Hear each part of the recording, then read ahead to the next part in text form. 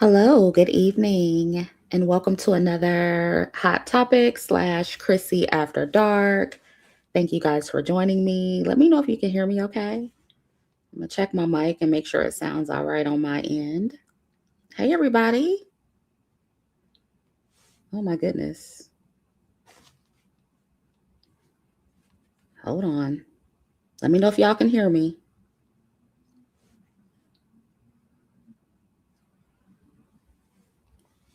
Okay, it sounds good on my end. Okay, we're good. So, I just wanted to go live and have something a little laid back because I just been chilling this week. I intentionally did not put out any content because I didn't feel like it. So I just wanted to come through and have something chill and just talk about some of the things I've been seeing online. And no, I'm not going to get into the Met Gala. I'm not going to do a review. I just haven't been feeling the whole, award show reviews and all the celebrity event reviews. I just haven't been feeling it. However, I did want to briefly. Oh, wait a minute.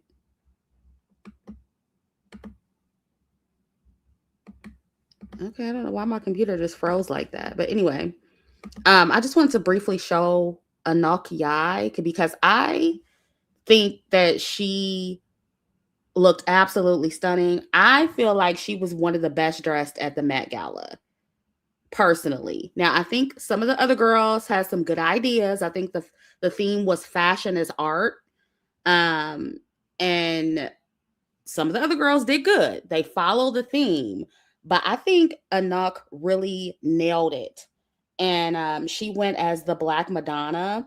And I don't know if y'all saw the behind the scenes video of her team creating this look, but it's on YouTube. Really, really good job. I mean, the tears strolling down her face. She had on a prosthetic wig, killed it, killed the whole look. I was like, oh, she wins. Like, she won. I mean, I don't know. There were some people who I thought did good. I think Junelle Noah was probably the second person that I would say follow the theme and nail the look. But as far as everything just being cohesive and coming together just beautifully, it was Anok. I think she won hands down, in my opinion. So shout out to her. Like I said, I don't really feel compelled to like do a whole review. I didn't really feel compelled to do that after seeing like the photos and stuff.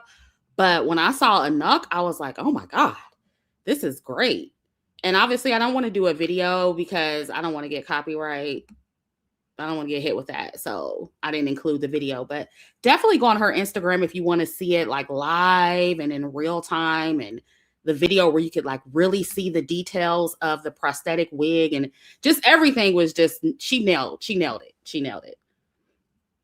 And the only thing I will say is that it was a little bit political, in which I kind of get it, but it's like, girl, you ain't have to do all that. But she was saying how it's a reflection of the times, and she brought in the current administration, and she kind of tied in her look with that, which I think was just a little bit unnecessary. But whatever, it had a deeper meaning. Whatever, I just don't think that was necessary. The activism part, but it's fine. It's whatever. She still looked great. Yeah, she nailed it. So I just thought that this was just beautiful, corrective promotion, and I definitely wanted to highlight that. And I feel like she did, was it last year at the Met Gala where she had on all those like bedazzled jewels and stuff? Was that the Met Gala or was that something else? I can't remember if it was some other award show or whatever, but she's just always killing it. Like, she's becoming like a fashion icon at this point. Yeah. Yeah. She was a standout last year too. So shout out to Anok. She's that girl. She's doing it. She's doing it.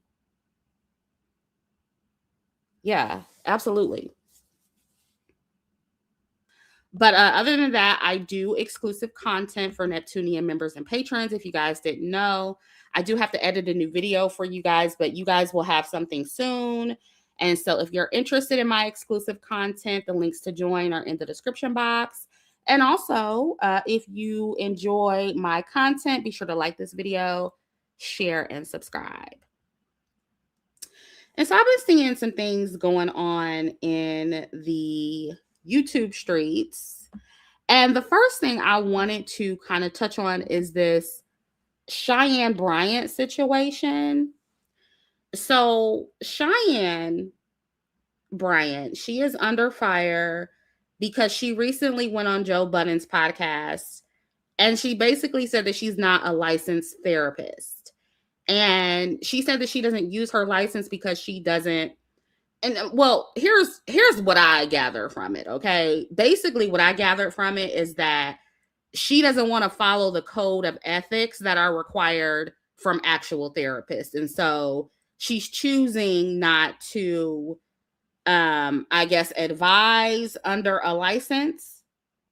So the Black therapist on TikTok dragged her ass. They're probably still dragging her because they feel like she's adding to the stigmas that Black therapists are unethical. And they feel like she's misleading people to think that she's a real therapist when she's not. And personally, I thought that she was leading people to believe that too. But now that she's gotten all this backlash, she's responding. And now she's saying, oh, well, I'm not a therapist. I'm a life coach. I never said I was a therapist. And to me, it just sounds like semantics to me, because I haven't watched a lot of her content, I'll be honest with you. But the part that I have watched from her, I do recall her using the word therapy a lot when she goes on these podcasts. So to me, she's being very disingenuous. I think she's being intellectually dishonest and misleading. But Cheyenne has been full of shit, in my opinion. I've never really bought what she was selling. You know what I mean? She's just always come across as a Black male panderer. And I talked about her not too long ago when she was giving that bullshit hypogamy advice to Black women and referring to women who want a provider man as quote unquote gold diggers. Even though she herself is holding out for a provider man, and you can tell that that's what she's doing. She would never date a broke man, but she's, trying to convince other Black women to do that. So I've already kind of peeped her game. And I feel like Cheyenne, she's just another Black woman, or mixed. She looks mixed to me. I don't know, what her ethnicity is.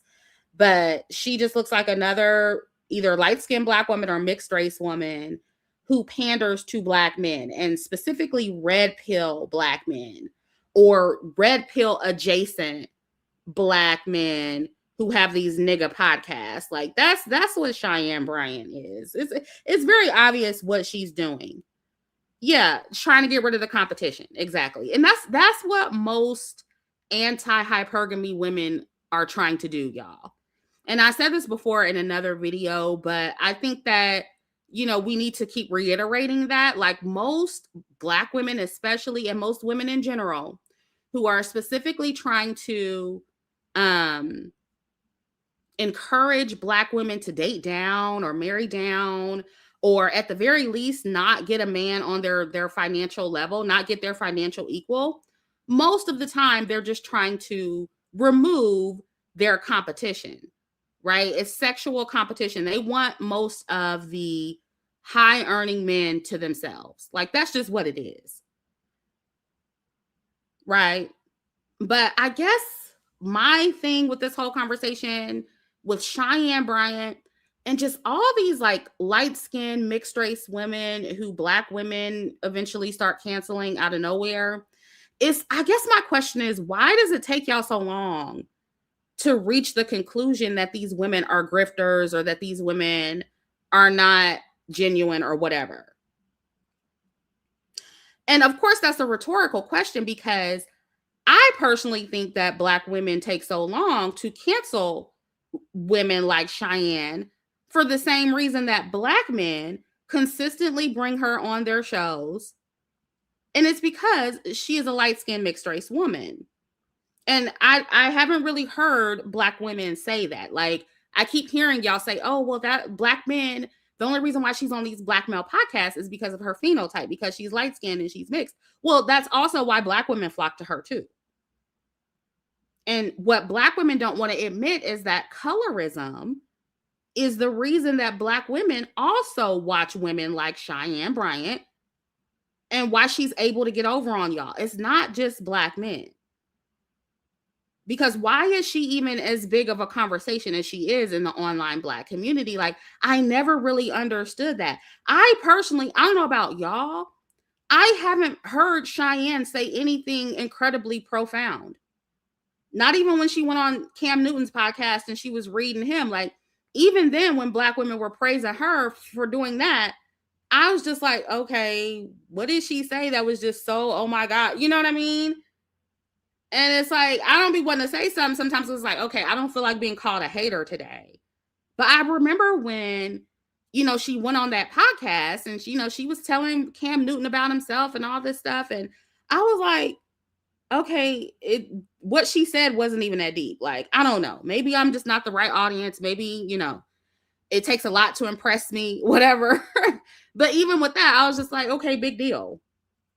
Like, she ain't said nothing that a lot of black women haven't already said on a random YouTube channel about black men. So it's like, and about black men like him specifically. And so when y'all were praising her all over the internet for that, I was like, I don't know. And I felt the same way when y'all were clapping for Natalie Nunn when she went on Cam show. And it's like, black women, y'all will praise these women for saying the bare minimum. And then when y'all realize that these women aren't actually as smart as you thought they were at a later date, then y'all somewhere trying to scramble and cancel them. And it's like, no, it's too late. Now they have millions and millions of followers and you've already helped to put them on. And so it's like, at what point do y'all start kind of being able to see like, okay, well, maybe we shouldn't put these women on to begin with. And then now I'm hearing, the actual black woman therapist, like, yeah, well, we would never get the same credit as someone like Cheyenne Bryant because, we're dark skinned and unambiguous. Okay, well, then if you know that, then why do you keep putting women like that on a pedestal? Wait, am I breaking up? Is my audio messing up?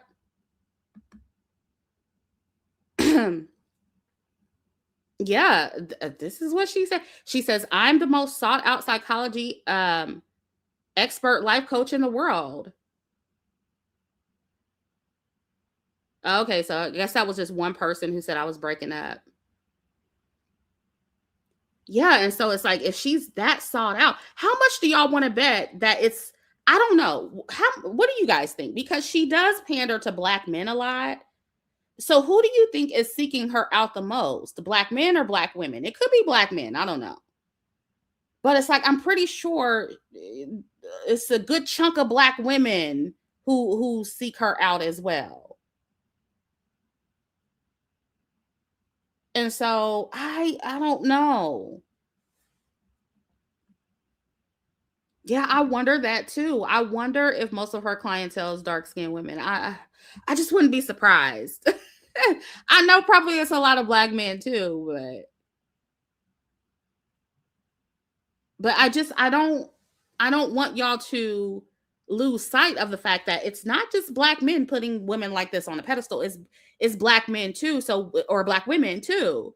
And so when you guys complain about, how women like this will kind of overshadow or undermine dark-skinned black women who are actually therapists and who are actually licensed and doing good work for the community. I think it was, what was her name? Dr. Raquel. What's her last name? You guys can put it in the chat. I don't know too much about her, so I didn't want to share too much of her stuff. I don't know if I agree with her politics or whatever, and y'all know how y'all get real funny about that. But it was a therapist who went viral for correcting her on the things that she said. Yeah, Dr. Raquel Martin, that was her name.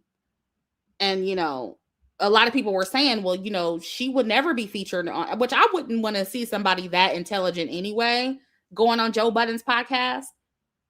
Personally, I wouldn't want, what would she do? What would she do there?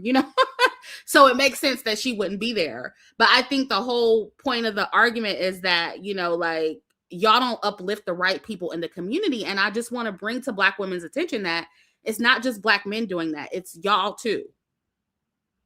It's y'all too. And so if you want therapists, actual licensed therapists to be centered, Black therapists who are doing for the community, you need to center those women. Not Cheyenne Bryant, you know?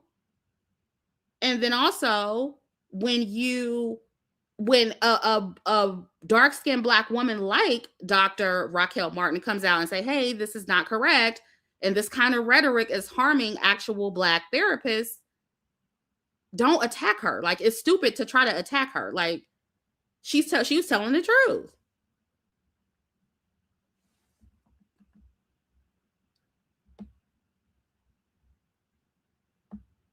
Yeah, I 100% agree. We need to support more of those that look like us and doing great work in the community. And real work, not going on these nigga podcasts saying a bunch of nothing. Like, yeah, see, I didn't know that. I'm not that familiar. And again, I don't even be watching these podcasts like that. And that's another thing. Like, why? It's like, even the Joe Budden podcast, like, I don't understand. And listen, the only reason why I come up here and talk about this stuff is because it goes viral and y'all be asking me to talk about it. But if y'all never said anything, I would never know anything about this stuff. I would never have watched any of this. I would never watch Cam Newton. I would never watch Joe Budden. Never watch any of it. And so it's like, I just want to remind y'all again, like, you know, just be mindful of who you're giving your attention to. Yeah, the nigga podcast gotta go, y'all. Like, it's just ridiculous. Like, these niggas be going viral every week over dumb stuff. Dumb stuff. And now y'all canceling Cheyenne because she's okay, well, duh. Like, she was never that deep or profound or that smart to begin with. I don't know. Like I said, maybe I'm not as easily as impressed as y'all, but like, girl, I was never impressed by this lady. And so it's just so interesting to see, like, how late Black women are always when it comes to this kind of stuff. Like, y'all are always so late when it comes to canceling people. Y'all be so late. It's just so, it's so funny. It's not funny, but it's just like crazy.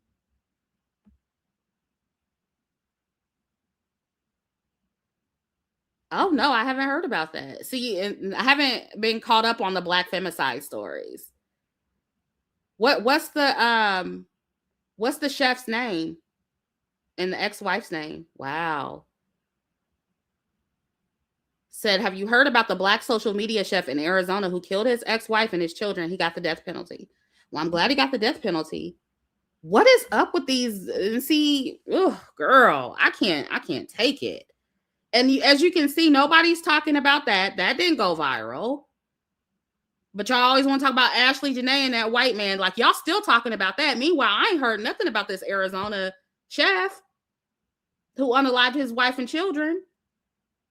And I still didn't see a bunch of videos about that other man who went on that unaliving spree and killed all his 8 children. I didn't see no videos about that from the people talking about Ashley Janae and that white man. Like, this goes to show you that the community, they don't be caring. And it's actually disgusting the way people be on here playing about Black femicide. Like, that shit is disgusting to me. Like, out of all the topics, that is something that y'all shouldn't be playing around with. It's just weird to me. It's weird. But yeah, I'll do some research on that, and we might come back and talk about that later, because it's some other stuff I want to say about that too. But yeah, that's sad. That's really sad. But yeah, send me that information if you can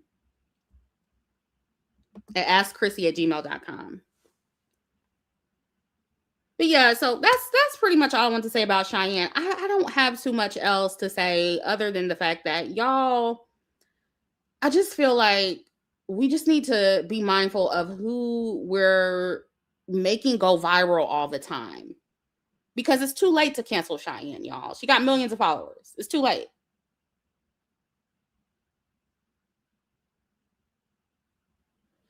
And so, yeah, that brings me to the next topic. Rihanna, ASAP Rocky, and Tyla. This is another thing. Like, I mean, this is just like, I hate to be that person because I know I know the way it sounds because I feel like I'm the only Black woman that be like, okay, well then why are y'all talking so much about all these light skinned people? Like, I've been seeing what y'all talking about. Like, it's like, really? Like, is Rihanna and Tyla really that interesting? Girl. And then I'm seeing like, and it's like, the reason why I bring this stuff up, y'all, is because I feel like nobody else is gonna say it. I feel like everybody else is like kind of scared to say it or they tiptoe around it. But it's like, why do I see dark-skinned Black women taking sides in this situation when neither of these women look anything like y'all? And I know that's not all that should matter, but at the same time, it's like, y'all got to see how crazy this looks. You have to see how crazy it looks. Like, you shouldn't be taking a side here. Like, none of these, like, when I see Black women going so hard for one side, Team Rihanna, Team Tyla, like, girl, it's embarrassing. It's embarrassing to me. But anyway, Rihanna is currently viral because there's a video of her looking like she was ignoring Tyla at the Met Gala. So after that went viral, Tyla then made a video talking about being ignored by Rihanna. I guess when they met the first time last year and how she didn't want to approach Rihanna this year because she was so occupied with her baby daddy, aka ASAP Rocky. And so Rihanna made a post about the Met Gala and it featured Ayra Starr's song. And Ayra, you guys can correct me if I'm saying her name wrong. The Africans told me it was Ayra. Okay. Y'all told me, is it the African? Is Ayra African or is she Caribbean? I forget. But it was one of them people, and one of the women of that group told me that her name is pronounced Ayra. So if that's wrong, y'all can let me know.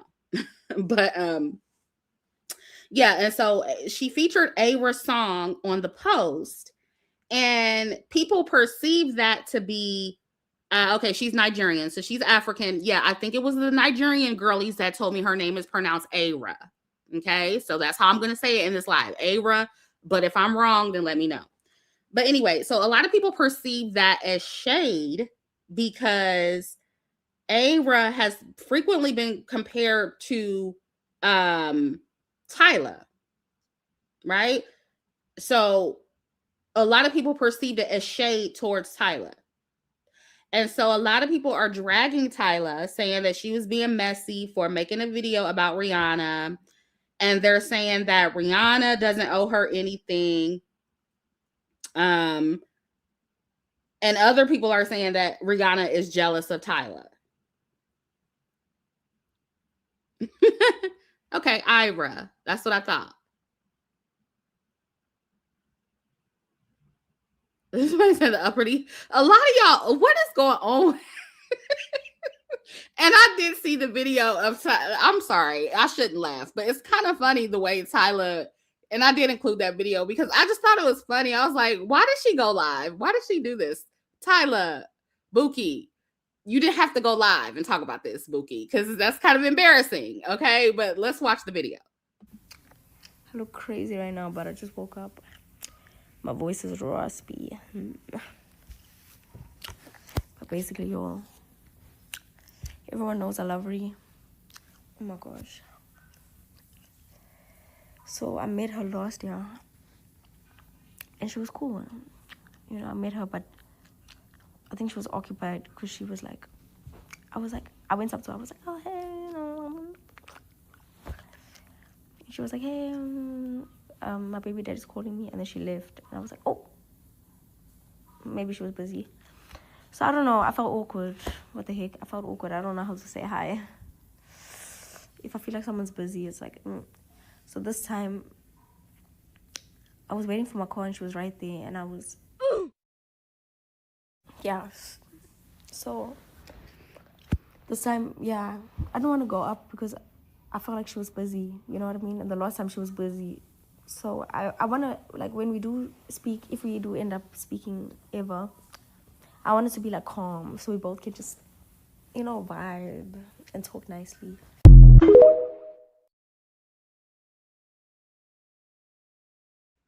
Y'all. I'm sorry. I don't know. Maybe it's me and I'm just like not taking this shit seriously, but that's just funny to me. Like, girl, why would you get online and make a whole video talking about how you got ignored by this lady? Like, girl, that's kind of embarrassing. Like, if I was her, I wouldn't have said anything. But some people are saying that she did it to kind of like make more people go after Rihanna. I don't know. It didn't look like that to me. It just kind of looked like she wants to be validated really bad by Rihanna. And I get it. But Buki, like, don't do that. Like, girl, that's like, I would have just had to hold my L to myself.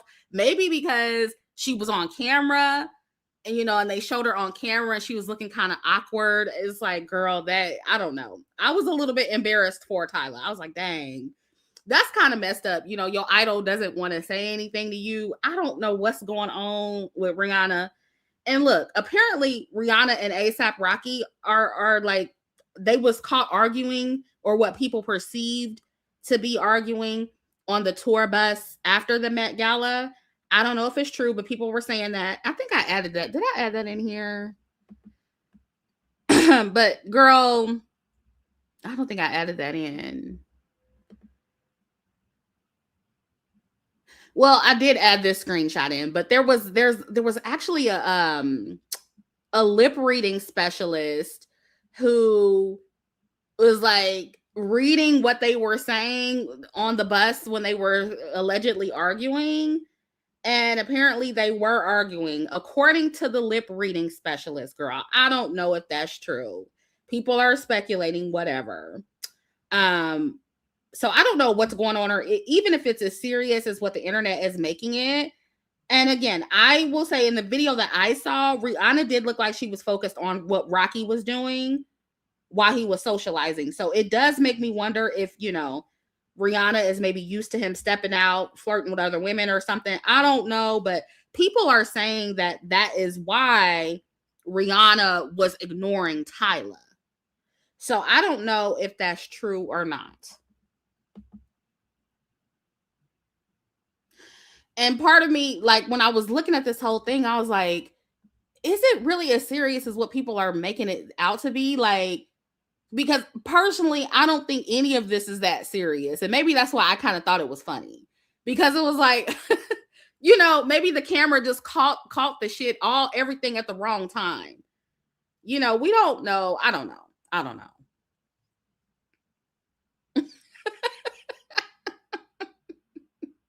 Y'all are funny. Y'all like, Rihanna doesn't have to. I don't know, girl. Yeah, okay, let me add that. Ugh, girl. But I was just like, is it this deep? Or are the people making it deeper than what it is? And maybe Tyla, she fed into what the people were saying. You know what I mean?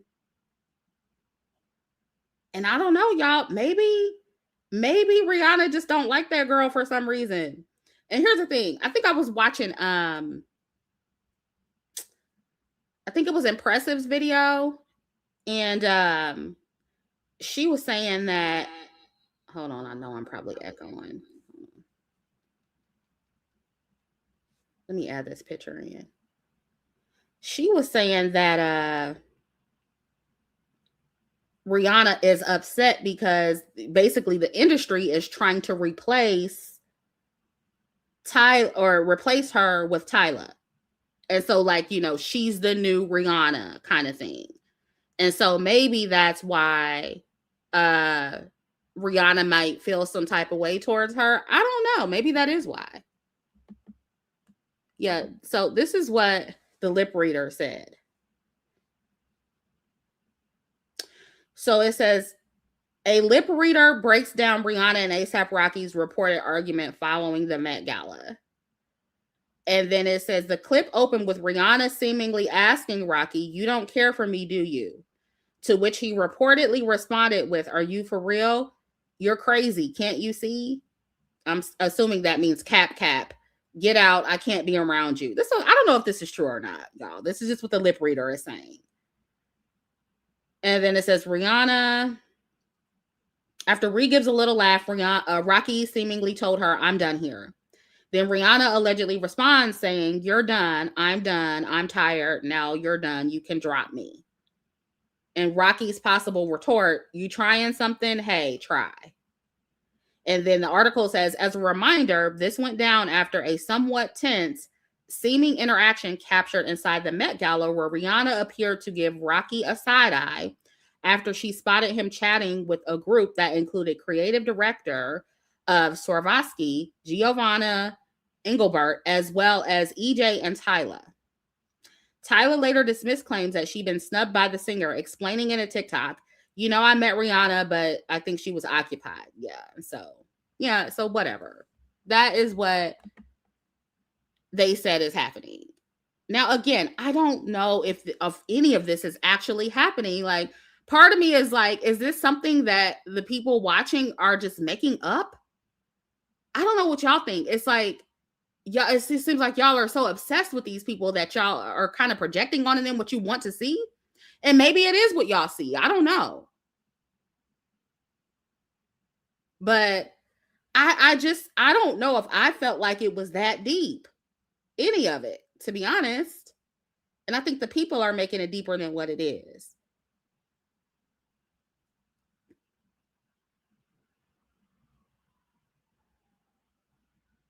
Yeah, I don't know. But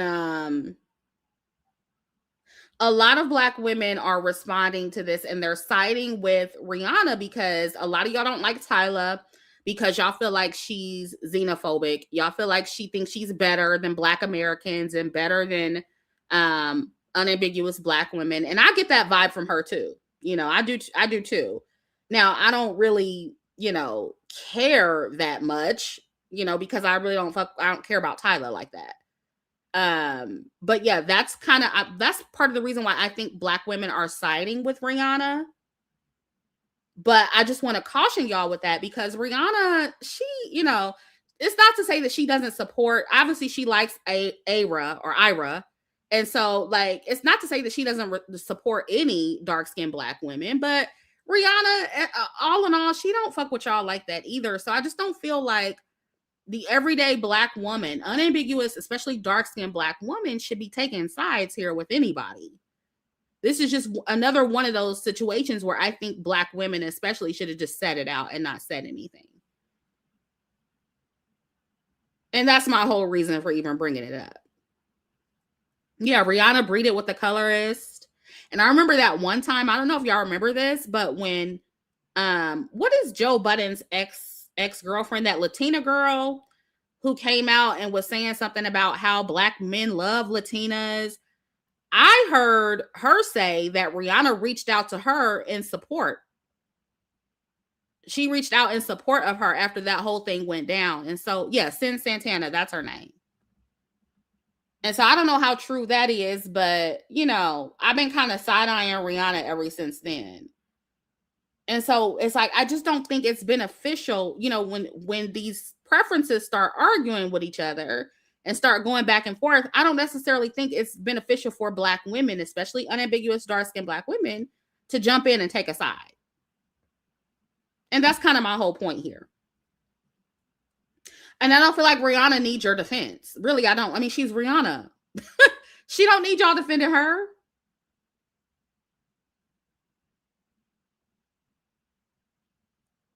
Exactly. Been side-eyeing ASAP since he said dark-skinned women shouldn't wear red lipstick. Yeah. Y'all said Tyla is way too arrogant and she just started in the business. Yeah. Tyla, and I think even when I was watching that video, I was like, ooh, Tyla, girl, like, she needs some serious media training because she shouldn't have made the video. And I feel like she doesn't know how she comes across. And, maybe that's something that Rihanna picks up on too. Maybe she just don't like her personality, and that's okay. Maybe she just doesn't like her personality. And, also I was thinking too, maybe Tyla gives like single white female vibes to Rihanna. Maybe she feels like she's trying to be too much like her, and so she finds that to be off-putting. But, I feel like with women in the industry, there's a lot of people trying to pit the younger women against the older women, the new artists against the old artists. And so, especially with women, how the industry try to makes them feel like it can only be one. And so that could be, part of Rihanna's problem too.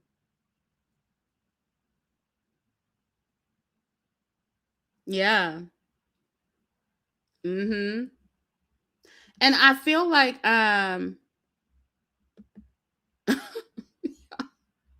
yeah, I feel like she says Tyla is extremely unlikable, terrible personality. Yeah. And it's some things that y'all be criticizing Tyla about. It's like, okay, that's extra. Like, I don't agree with, but I can see how she can come off-putting. I can see that. And I mean, it's okay to say that, y'all. And I feel like, because some of y'all who are like, oh yeah, Rihanna's just jealous, and it's another example of old women being jealous of young women. And sometimes the younger women just might have a bad personality. And that's okay.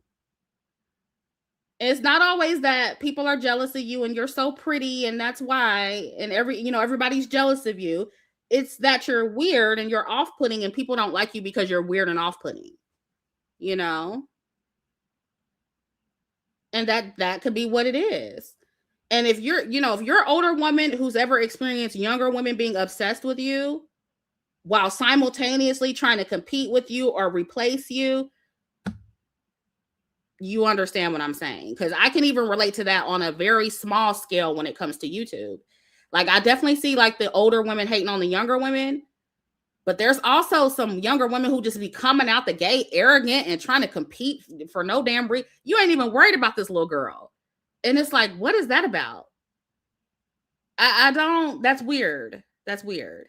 And then, another thing, that the reason why I'm saying this about Tyla is because recently, I don't know if y'all remember when, I think it was Chloe Bailey, when she like came out with a look or something. And Tyla was like, oh, this is so, whatever the name of her album is, they was like, oh, this is so such and such coded. And she kind of insinuated that Chloe was like copying her a little bit. And I was like, maybe she didn't mean it that way. But that is how it came off. And I'm like, Tyla, girl, you just got here. Like, and then nobody's copying off of you. I highly doubt that Chloe's copying off of you. And Chloe, she posted where she got her inspiration from, like right after that. And I think it was like, was it the Bratz doll or something? It was something that she posted her inspiration from, making it clear that she did not get that from Tyla. And so I can kind of see like, and at first when people were like, I kind of felt like y'all was doing too much with Tyla, because I was like, okay, she's allowed to call herself colored, y'all. It's not that serious. Like, that is what they say in South Africa, where she's from. They call women like her colored. So like, you shouldn't be offended by that. It is what it is. But as other things started happening, I was like, okay, I kind of get what y'all are saying about her personality. It's off-putting, and you're just because somebody says that, it doesn't automatically mean they're jealous. Like, some women just don't have a good personality, or they're weird. You know what I mean?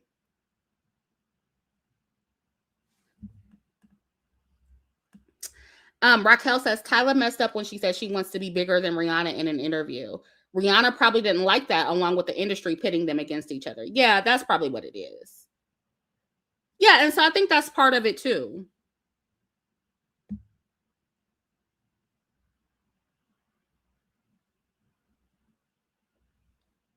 And then, when she was trying to like get Halle Bailey to hold that award, y'all remember that? So it's like, it's several different things that Tyla has done where it's like, okay, that's, you're being weird,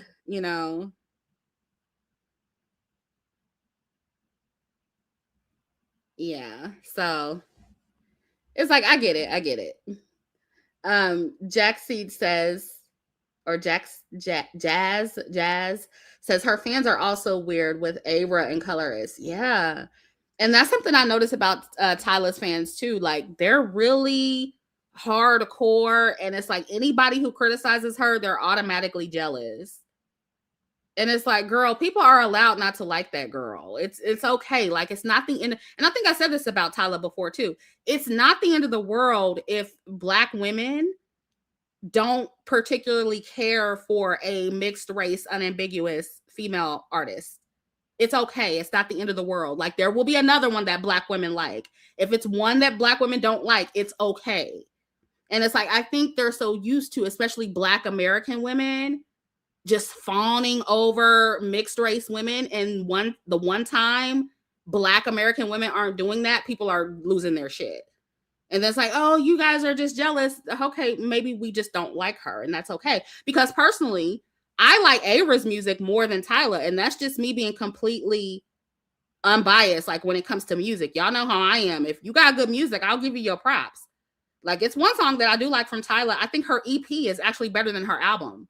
Her EP, I was like, okay, this is kind of good, Tyla. So I will acknowledge when an artist has good music all day long. Avra has better music. I have more Avra songs on my playlist than Tyla. It just is what it is. And I think Avra is not pushed as much as Tyla for obvious reasons. Tyla is unambiguous, or Tyla is ambiguous. She's a mixed race.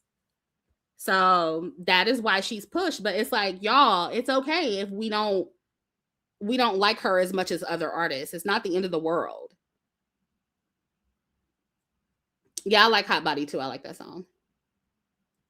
But I got a bunch of Ira. Oh yeah, I'm pronouncing it wrong again. Ira. See, I was pronouncing it right earlier. Ira, that's her name. Yeah, I like more of her music. And it's not like, just because we say that, it's not jealousy. And so y'all need to find a new word. That word is kind of getting played out. Like, just because people are critical of you, or they don't like your personality, or they don't care for your music, that doesn't automatically mean they're jealous.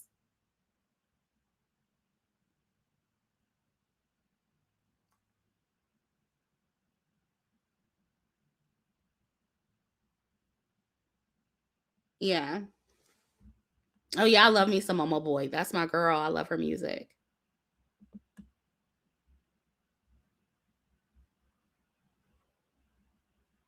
Yeah, I have a bunch of Ira music on my playlist, a bunch of it. And I got a couple of Tyla songs on there too. But I think that Ira is just an overall better artist. And and that's okay. If Rihanna prefers Ira as an artist over Tyla, that's not the end of the world. It's okay. Rihanna does not have to be in love with Tyla just because she's like, Tyla's in love with her and she wants her validation. So, but yeah, it's just the conversations that y'all are having. It's just hilarious to me.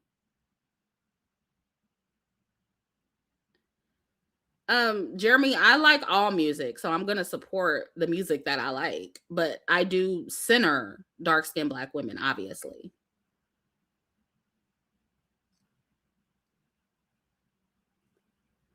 Yeah, and you know what? When it comes to Rihanna, if I were her, I wouldn't even let people even think that about me. If I was Rihanna, I would play it real smooth, and I would pretend like I like that girl on camera, and then did whatever when the cameras turn off, because she gave them the perfect reason to say that she's jealous of that little girl.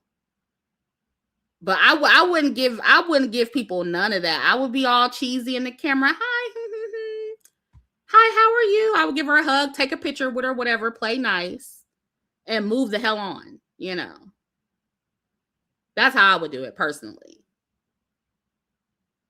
And y'all know something else, and as somebody who knows people in the industry, okay, I know how a lot of shit be going on behind the scenes that y'all don't know nothing about.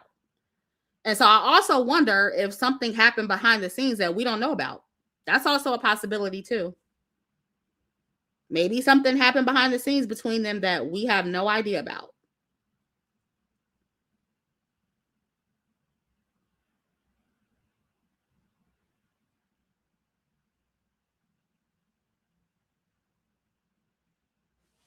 Oh yeah, I forgot to say that too. Rich Lady Thought says Chrissy, Rihanna, and Ira are on the same music label. Yeah, that's another thing. And so of course she's going to be in support of her too because they're on the same label.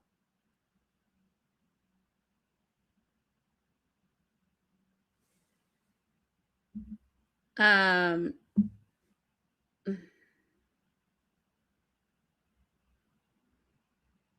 Let me scroll up because Jeremy, I'm about to block you because you're getting on my nerves. I should have blocked you a long time ago.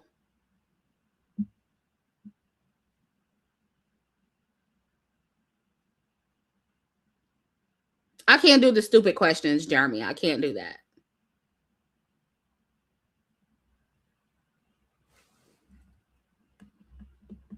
Loretto says, I'm South African and majority of South Africans don't listen to Tyla. We love her though. Yeah. Yeah, I've never been a big fan. And I think she's a really pretty girl, but I've never been into her music like that.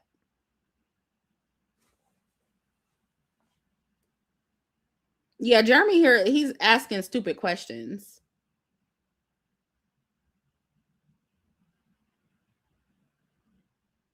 But I do think that Gen Z needs to pipe down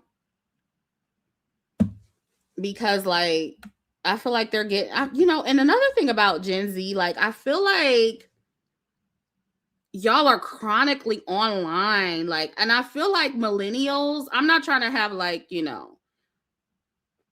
a generational kind of war kind of thing. But my thing is this, like, I know with millennials, and I've mentioned this before, like millennials, especially us the older millennials, we grew up during a time where we didn't have a lot of internet. So we were outside in our youth. We were still outside, being kids. We were not chronically online like Gen Z, right? And so I feel like a lot of y'all be really out of touch because of that. And shout out to my Gen Z fans and my supporters. Shout out to y'all. This obviously doesn't apply to all y'all, right? But I'm just saying a lot of y'all be real delusional because you're chronically online. And you need to go out and touch grass.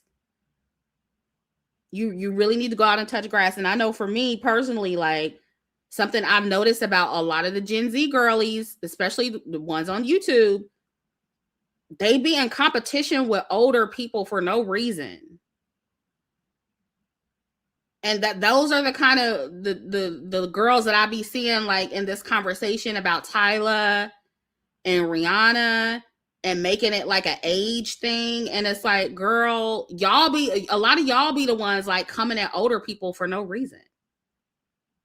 Because I don't understand that. And I've said it before.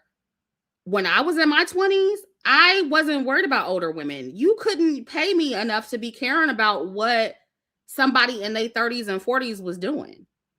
And so it always boggles my mind, like, when I be getting online, and this is more so about YouTube, like, a lot of the Gen Zers online in this sector, the women who come at me the most are like younger than me. And for the life of me, I don't understand that. Like, I understand the older women. It's like, okay, you're kind of like a has-been, and you feel like I took your place. I get that. But when I be waking up to like older or younger women, like these Gen Z girls be doing videos on me and stuff, that's weird. That is so weird to me. And so I don't understand the Gen Z girlies who be like competing with the older women. I have no concept of that. I don't feel like millennials did that. Maybe they did. I don't remember that shit though.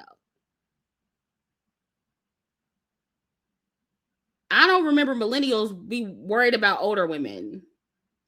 Girl, when we were younger in our 20s, we was outside being cute, being fast. We weren't worried about no old women and trying to compete with older women. Like, the fuck? We weren't worried about that. But I think that, because everybody's chronically online now, it's like you kind of just compete with everybody who's there. And so you think that we're on the same level type shit. I'm not competing with you. To all the young girls who are out there thinking that because we are both on YouTube that I'm competing with you, I'm not.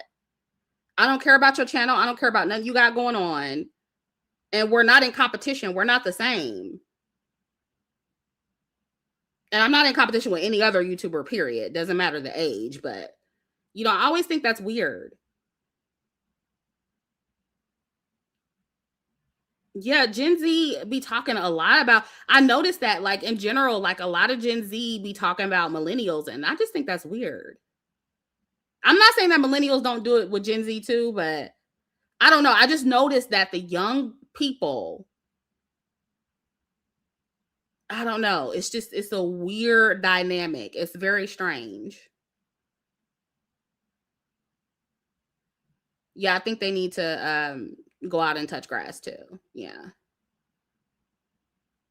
And I'm not saying that it don't be millennials out here to be like, talking shit, but it's like, I've just noticed that with me personally, like as a YouTuber, when I sit down and I think about all the women who like be stalking me and harassing me, they're all younger than me, all of them.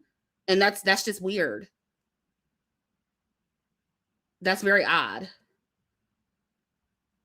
And I don't know, maybe just when you're a YouTuber or whatever, you're an influencer, when you're a public figure, people just try to compete with you no matter the age. But I don't know. I just feel like when I came on here, as a younger YouTuber, I wasn't worried about older women like that.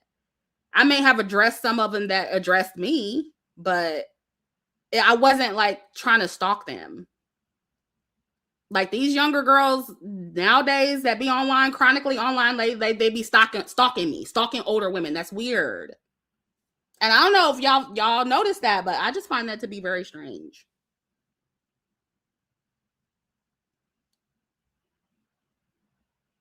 Shane says millennials started it. I don't see that, but I don't know. Maybe I'm biased because I'm a millennial.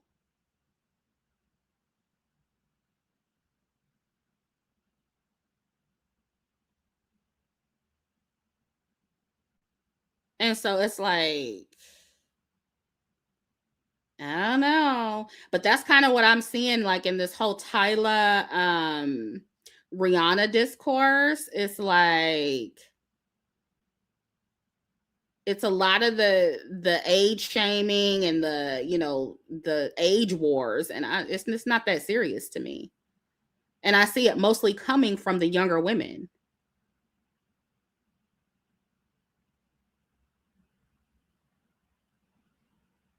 Mm. Yeah, that's what I'm saying. Perceived Notion says, I never paid attention to older women when I was young. Me either. Me either.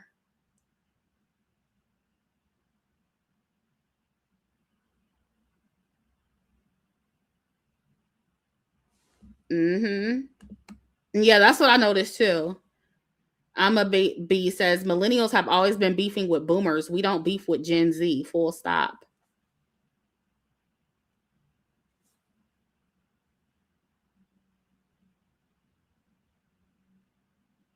Yeah, so but that's something I noticed in this conversation, and I just feel like y'all need to go outside and touch grass.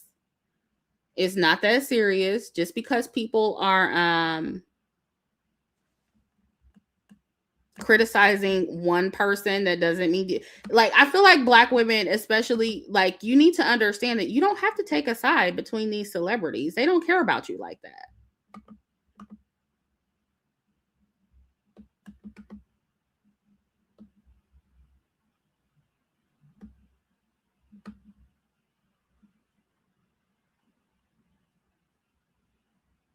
Yeah, I keep seeing them too talk about like fat shaming Rihanna and Beyonce too. I keep seeing that too.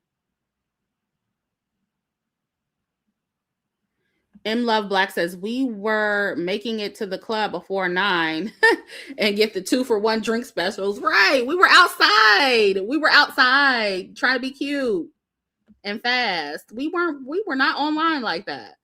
But again, it wasn't the internet wasn't like it is now. Yeah, and that's another thing. Rihanna, I mean, she's had 3 children. What do you expect her to look like? And then if you add on the fact that maybe ASAP Rocky is stressing her ass out, I think that's part of it too.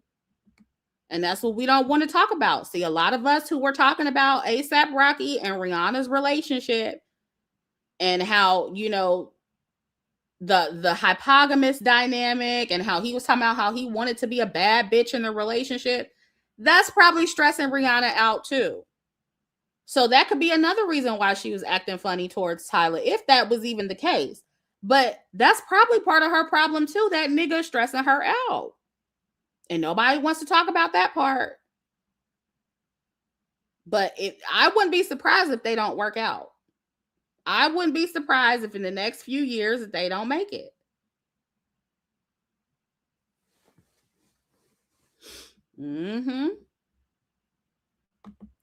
Pony and Fish says Rihanna is right where she want to be. Yes, she is.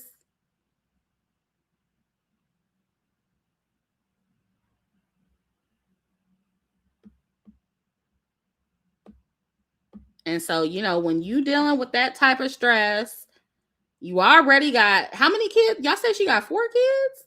I thought she had 3 kids. But when you think about all the stuff that she's dealing with, I'm not saying she's super stressed out. I mean, she's still a billionaire, you know. She still has a pretty comfortable life, but I don't care what nobody says. I don't care how much money you have.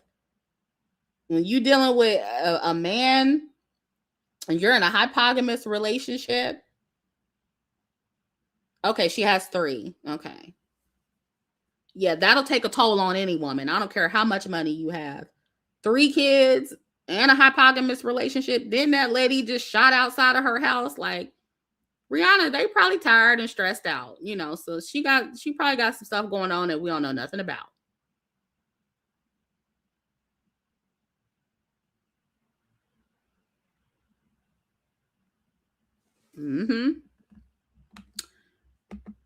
Ashley said, I knew from the beginning that Dusty shenanigans would have Riri stressed out. Yep. And so, moral of the story, stop dealing with these niggas who want to be girls in the relationship. That's all. That's it. And that's all.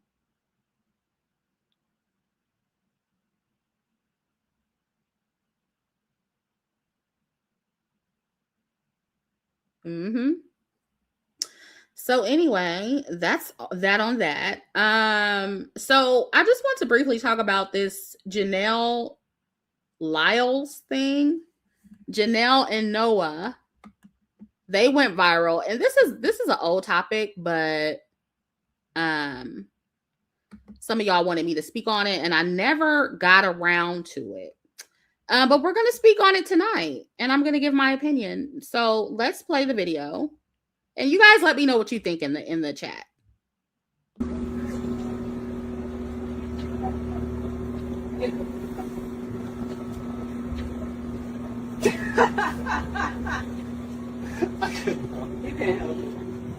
Oh wow, okay. Oh wow. I didn't think you would go with the princess dress. I didn't see you for a princess dress style. Yeah, this is good. Dang, that's a train. And we're supposed to spin in this? No, we pin it up. You said what? We pin it up.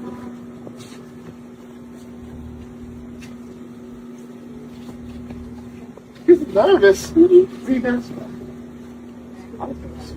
That's all. Yes. It's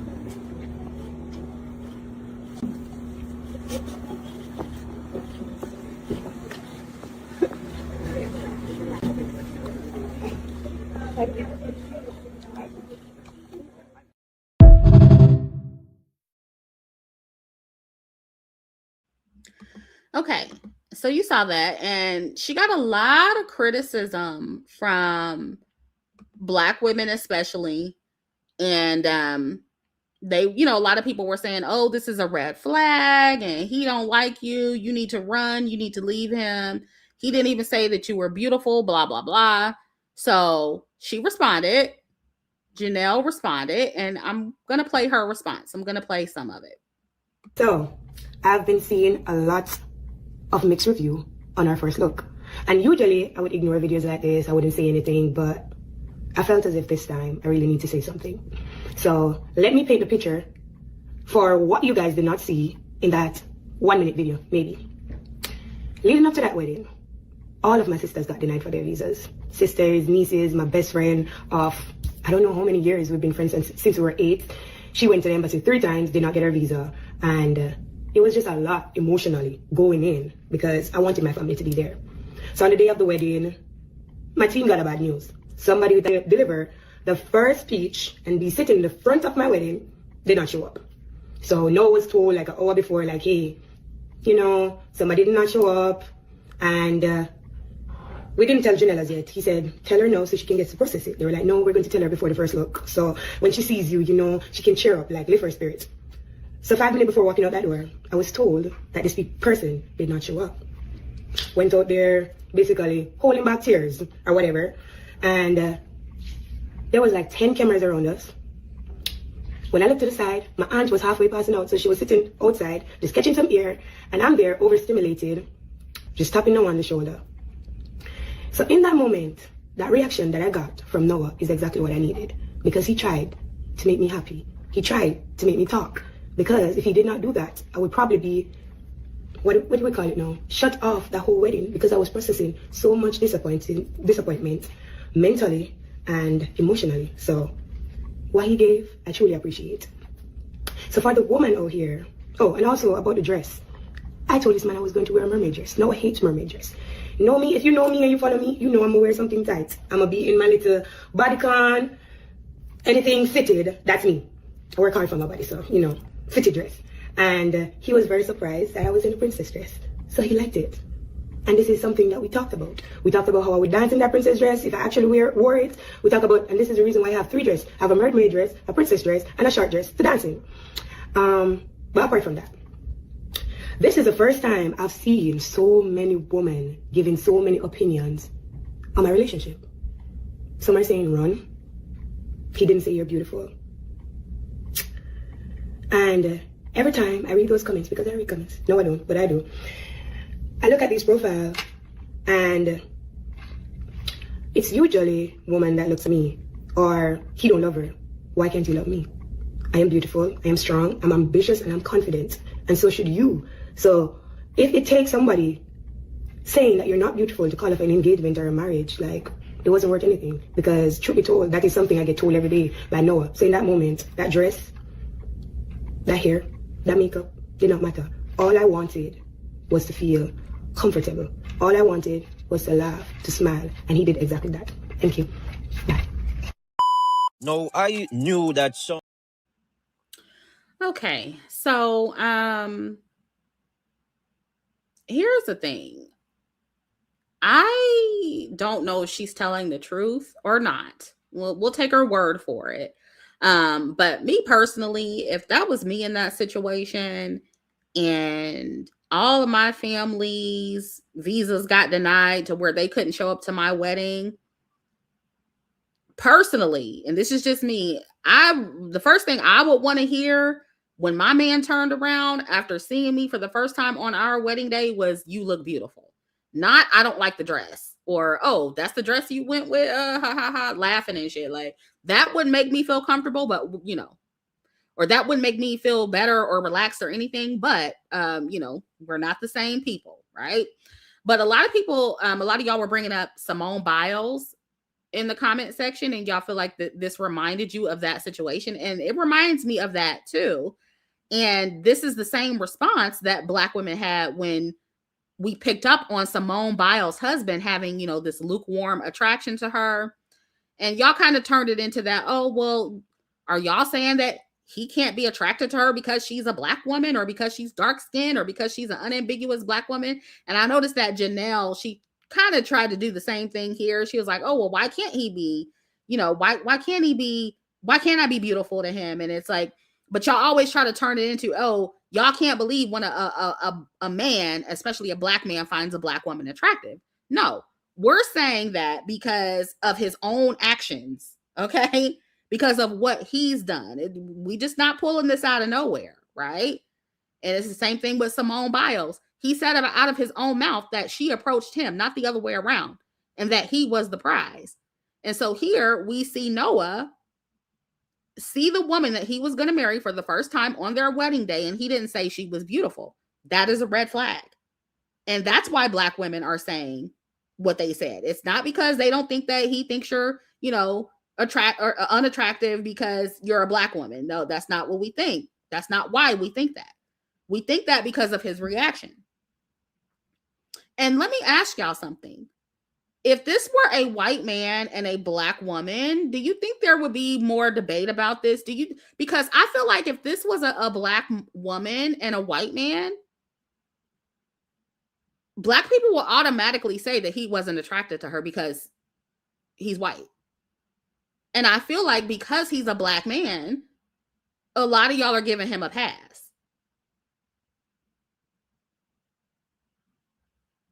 And I feel like y'all do that a lot. And again, maybe we're getting it all wrong. And like Junelle said, he calls her beautiful all the time. But like we've been observing with many of these women, and especially Black women, they will literally lie about their men online. And they'll claim that they're doing all these things for them and they're so wonderful to them, when behind closed doors, that's not what's going on. And it's not until when they break up that we learn the truth about everything that's been going on in their relationship. And so I'm to the point now where I'm, no shade to Junelle, but I can't take her word for it at this point, because we know how Black women lie. I mean, we just saw how, Megan Thee Stallion lied about Klay pretty much. We didn't know that he was taking his mood swings out on her behind the scenes. We found that out after they broke up. So you just never know what people are going through until after it's over.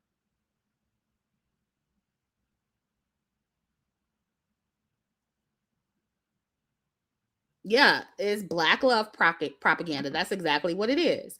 And they always want to talk about, the interracial propaganda. Okay, there's Black love propaganda too. It's the same shit. Y'all are trying to paint this fairy tale picture when behind the scenes it's probably not like that. And I was looking at Junelle's page, and there was all kind of little videos and of them on their wedding day, and he was crying and stuff. And same thing with Simone Biles, when he was crying on their wedding.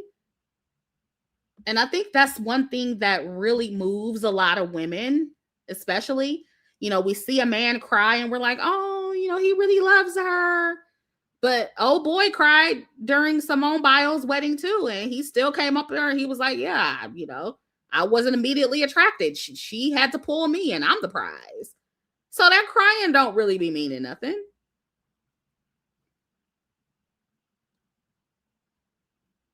And I've said before, a man will cry when he gets caught cheating.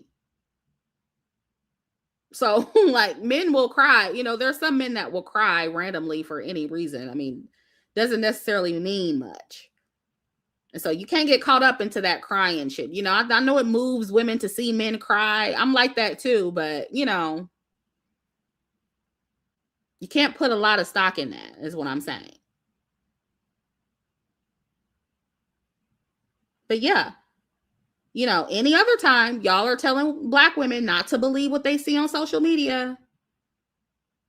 And, y'all don't know what these relationships are like behind closed doors. Isn't that what y'all say when it's an interracial relationship between a Black woman and a white man? Because I guarantee if we saw this same video with a Black woman and a white man, y'all will be in her comment section talking about, he's going to unalive you. He don't really love you, sister. Get out. But then when it's a Black relationship, y'all automatically believe it. The minute you see a Black man proposing to a Black woman or crying at the wedding, you don't question it. You assume that it's real. And so, and I say this to say, not to say that you can't look at these wedding videos and think, they're cute. But now that we're in the era of questioning everything, and you can't believe these relationships, and anytime again when it's a interracial relationship, then we're gonna have to keep that same energy for all relationships. I want y'all to keep the same standards for Black relationships that you have for interracial relationships. If you can see an interracial relationship online, and you can question the authenticity of it, then we need to start doing that with Black relationships too. Don't just do that when it's a Black woman and a white man. That's all I'm saying. They would be telling her to blink twice. If this was a white man, please.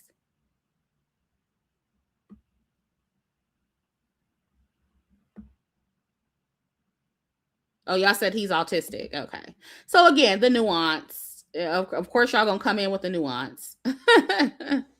Again, I don't think a Black woman with a white man would have gotten that nuance, but okay. We'll let y'all give him that excuse that he's autistic. Okay.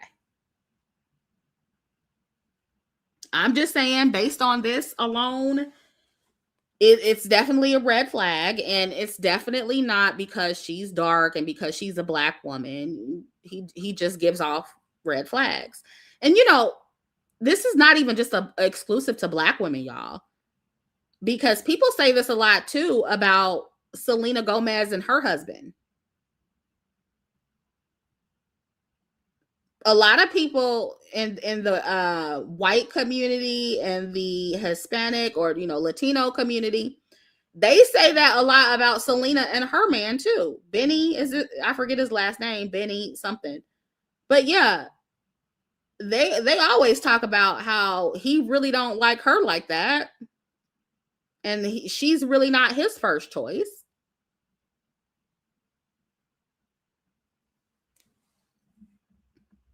Oh, Lord.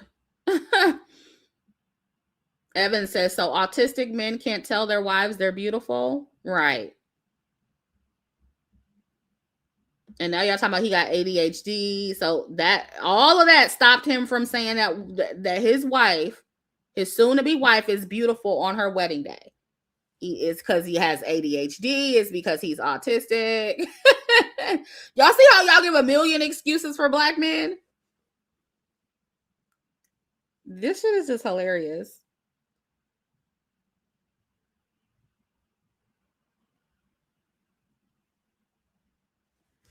Yep, they do say the same thing about Justin Bieber too. I forgot about that. Yep.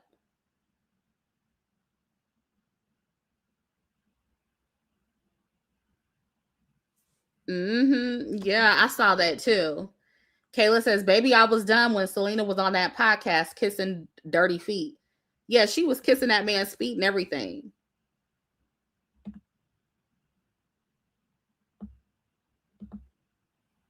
Emma says, yeah, Selena's husband, Benny Boom, does not like her.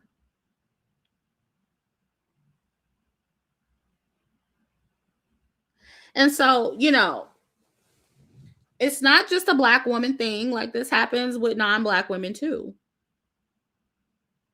Like, if the girls pick up on, your husband, or you liking your husband, or you loving your husband more than he loves you, or you liking him more than you, or more than he likes you, the girls are going to say something.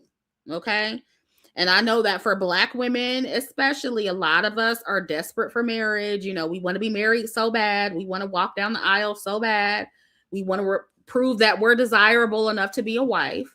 And so a lot of us do end up settling for men who really aren't attracted to us like that. And I think women in general have that issue too. A lot of women, because a lot of women are seen as more valuable in society when they're married, when they have a husband. So a lot of women want to get married for validation. And so, sometimes they rush to get married to the wrong person so they can hurry up and have that title of that wifey title, that title of being married. And so they can start having kids and all that stuff. A lot of women settle for that because they are that desperate for marriage. That is actually a thing.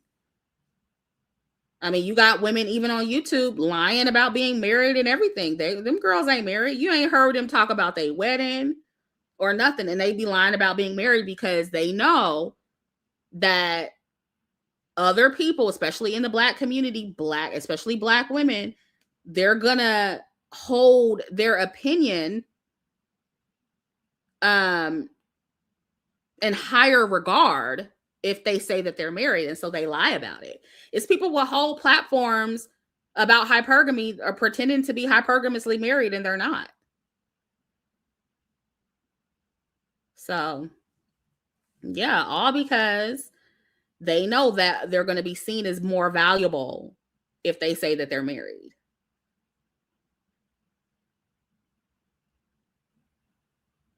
So I don't think it is far-fetched to say or to think that someone like Junelle, yeah, she's already in too deep. This woman done married the girl or married the man. She got her dress. She had a whole wedding. Of course, she's not going to throw her husband under the bus. Of course not. So she going to say what she need to say to make it seem like, oh, no, it's not like that. Y'all, he really thinks I'm beautiful. He loves me. It's not like that. I'm not saying that she's not lying or that she's not telling the truth. But, it's not far-fetched to think that some women get on here and lie about that kind of stuff.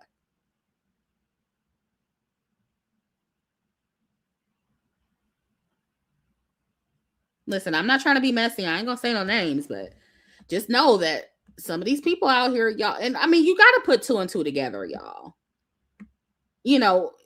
If you're chronically online talking about hypergamy, selling hypergamy courses, books, and all the stuff, does it sound like a person like that is married hypergamously? No. Y'all are the husband, okay? Y'all are the hypergamous husband. Y'all are the hypergamy, okay? It's not their husband, it's y'all funding their lifestyle. So, some people here are lying to y'all. Then that's all I'm going to say. You put two and two together. But all I'm going to say is that it's not making sense to be hypergamous, and listen, I'm not saying that hypergamous women shouldn't strive to make their own money, but some things just don't make sense. You know what I mean? You being hypergamously married and you married to this wonderful provider and you're overcharging for things, like overcharging for courses and things, like it doesn't add up is what I'm saying. It's not adding up.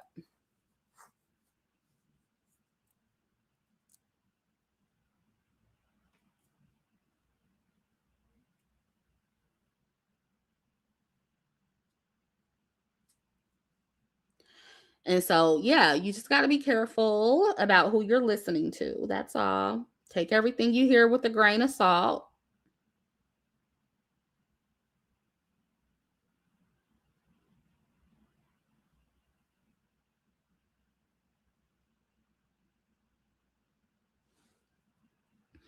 But yeah, I hope that we're wrong about this because, they are a nice looking couple. I think Junelle is beautiful.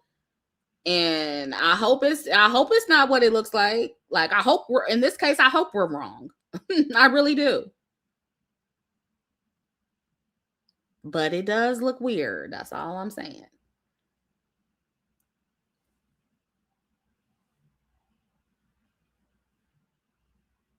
Yeah, I don't think and that's another thing, y'all. Like, y'all have to keep your relationships off of social media. And listen, it's normal for women to get married and want to share that with the world. Like, on one hand, I get it. This is like a huge milestone in your life for most people, when they get married and they want to share that. Most of the time the marriage is not even for you. It's for other people, it's for your family. It's for other people to see you get married. And so it makes sense to want to share that. So listen, I get it. If you want to share it though, just maybe share maybe a couple pictures. These actual videos and stuff, that's when I feel like it's overdoing it a little bit because it's you're putting too much out there for people to pick apart and for people to critique. And so, like, that's why I encourage y'all to move in silence. It ain't nobody's business.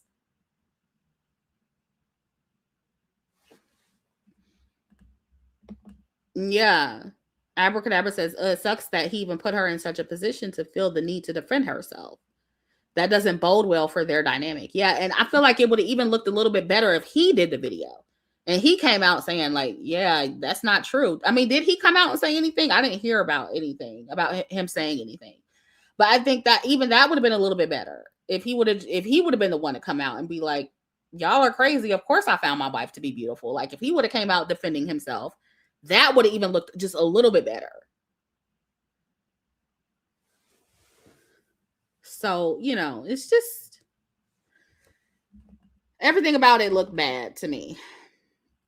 Nakia says everything is performative at this point. Yeah, and that's just what it is. You know, but on the other hand, it's like, I get why Black women especially would want to post it because, you know, people devalue single women, especially single Black women in this community. Like, it's a crime in the Black community to be single and unmarried, especially if you're a certain age. I get shamed for that all the time, but listen, I don't care. Y'all can shame me all day. Y'all can call me a spinster, whatever. If I don't want to get married, I just don't. If I don't want to live with a man, I just don't. And so, like, y'all gotta be able to move past the need for validation, especially from the Black community as Black women, when it comes to that part specifically. When it comes to being partnered and being married and stuff, it's not the end of the world if you're single. It's not. It's not even anything wrong if that's what you want. Like, I don't, you know me, I don't care. Like, whatever it is that you want as a woman, as a Black woman, whether it's to be single or to be married, I think that women should be allowed to choose whatever path that they want to choose in life and should not be shamed for it, you know. But also, don't let this community pressure you into moving too fast into something that is not for you. And if it's something that you just don't want, don't be ashamed of not wanting that, even if it, you know, is the quote unquote norm.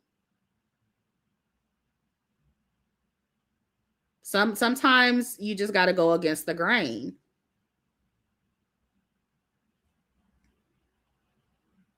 Like, if I worried about what the community felt about me, I would have got married when I had the chance to get married, and I would have had babies by now to satisfy the community.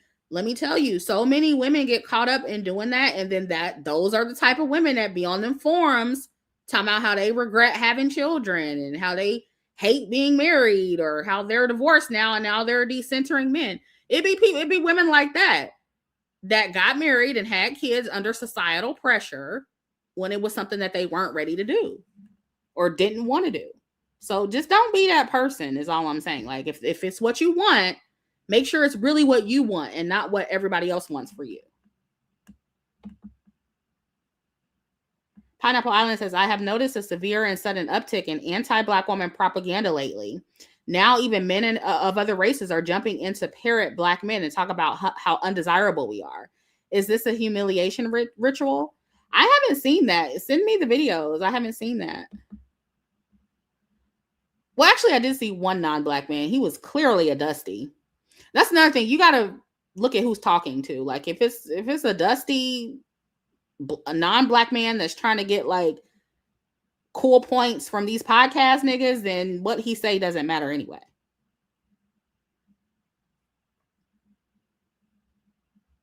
But no, I don't think it's a sudden uptick. I think it's always been that way. But if you do see an uptick, it's just because they're mad because we're leveling up and we're having more conversations about being self first and centering our own needs and our own desires and our own wants.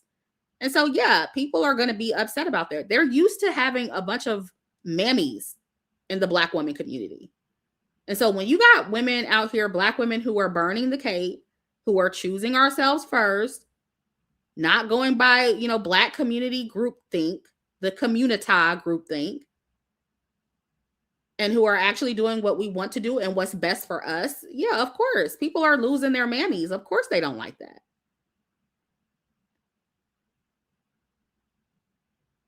And even some of the, you know, the liberal white people, they don't like that either because they're used to Black women mammying for everybody too.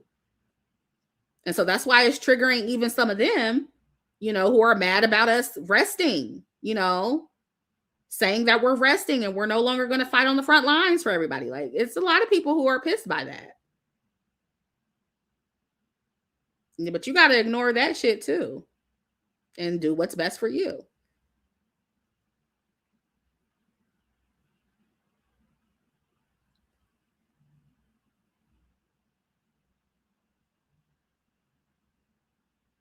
Yeah, but I feel for the women like Junelle who have to come on and explain themselves. Like, if she would have just kept this video off the internet, she wouldn't have to do none of that.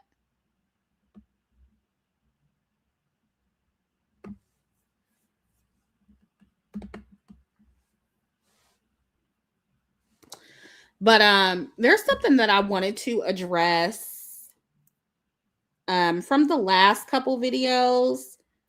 And this is like last week. I haven't done any content this week because I just haven't felt like it.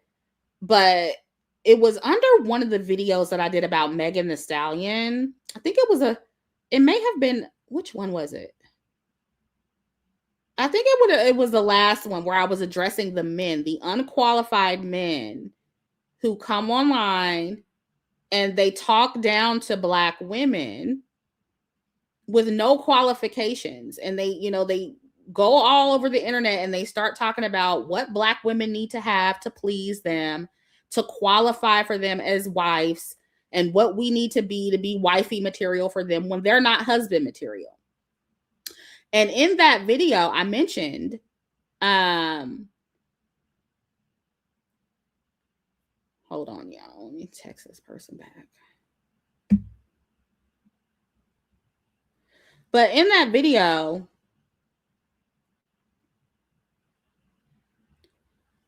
I was talking about that the meme that Black men made of Megan basically getting a train ran on her.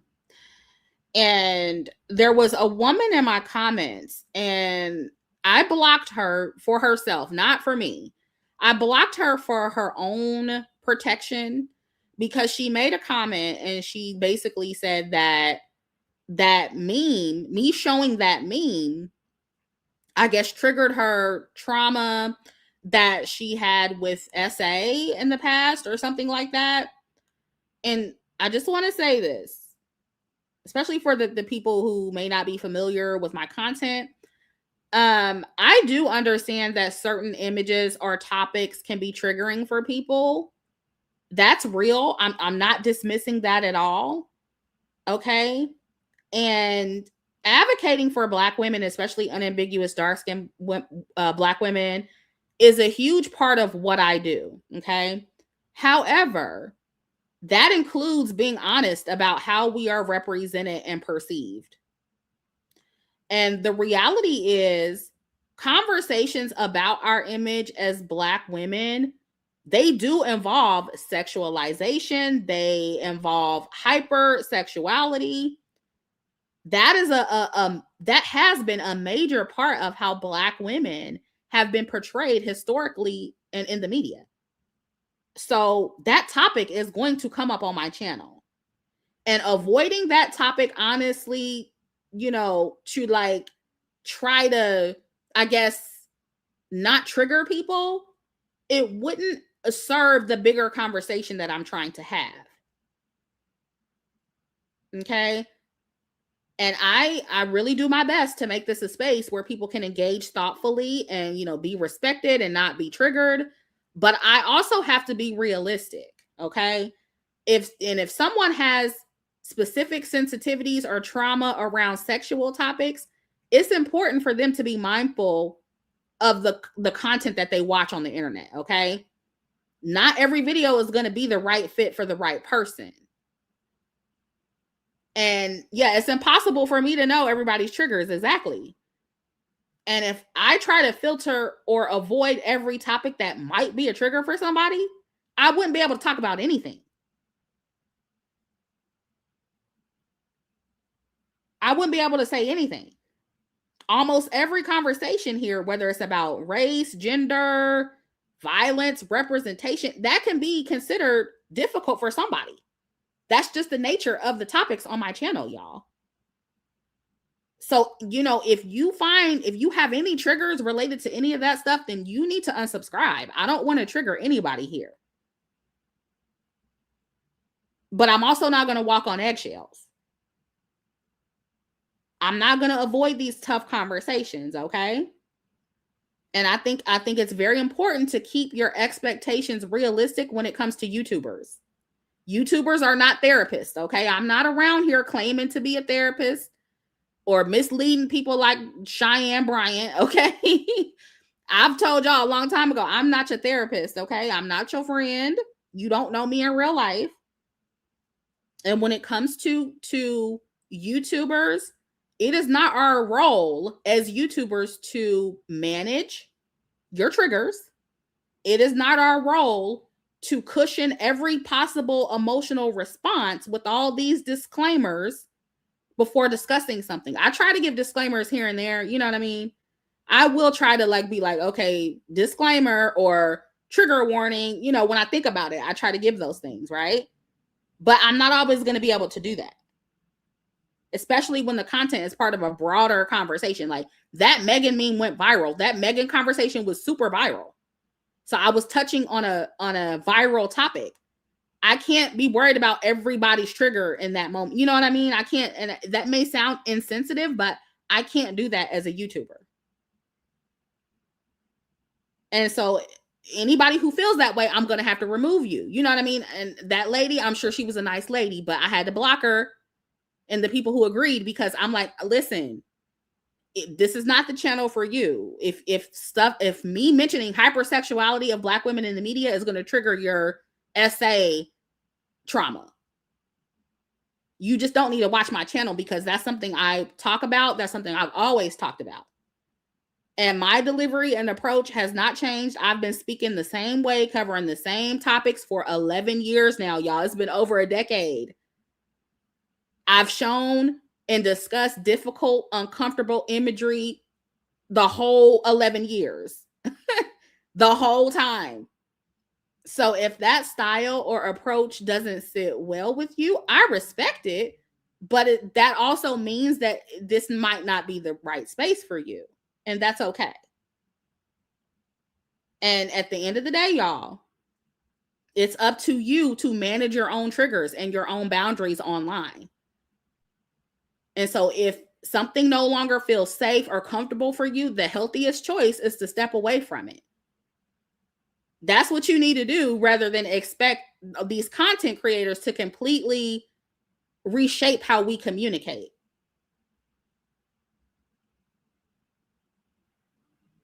And, I'm going to be honest. When I hear Black women saying, oh, that meme is triggering, I have a hard time fully reconciling with that reality because the hypersexual imagery of Black women has been widely normalized, y'all. It's been hella normalized. It's been defended. It's been promoted for decades, way before I got on here and talked about it.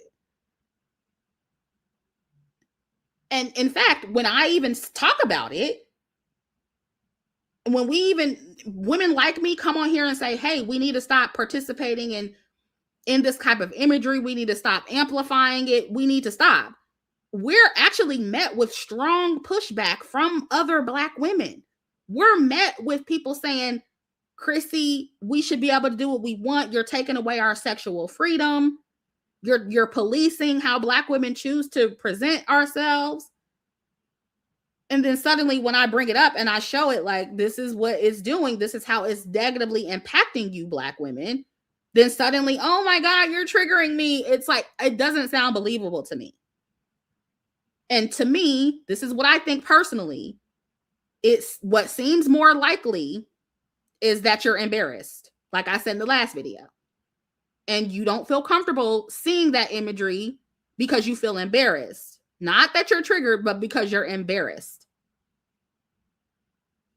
And I think it's important that we're honest about the two different things, the distinction. You know what I mean? Now, if you were truly triggered, then again, you need to stop watching and go manage your triggers and be responsible for your own triggers. But for some of y'all, I know that's really not what it was.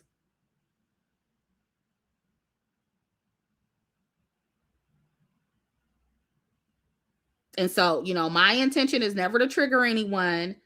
My intention is always to have a real conversation about how, these images, how they circulate, and, how we are impacted by them, how we engage with them, and what those images say about us culturally as a people. You get what I'm saying? That conversation is not always going to feel good. It's not always going to be comfortable. And sometimes it will be embarrassing, right? But that doesn't automatically make it harmful.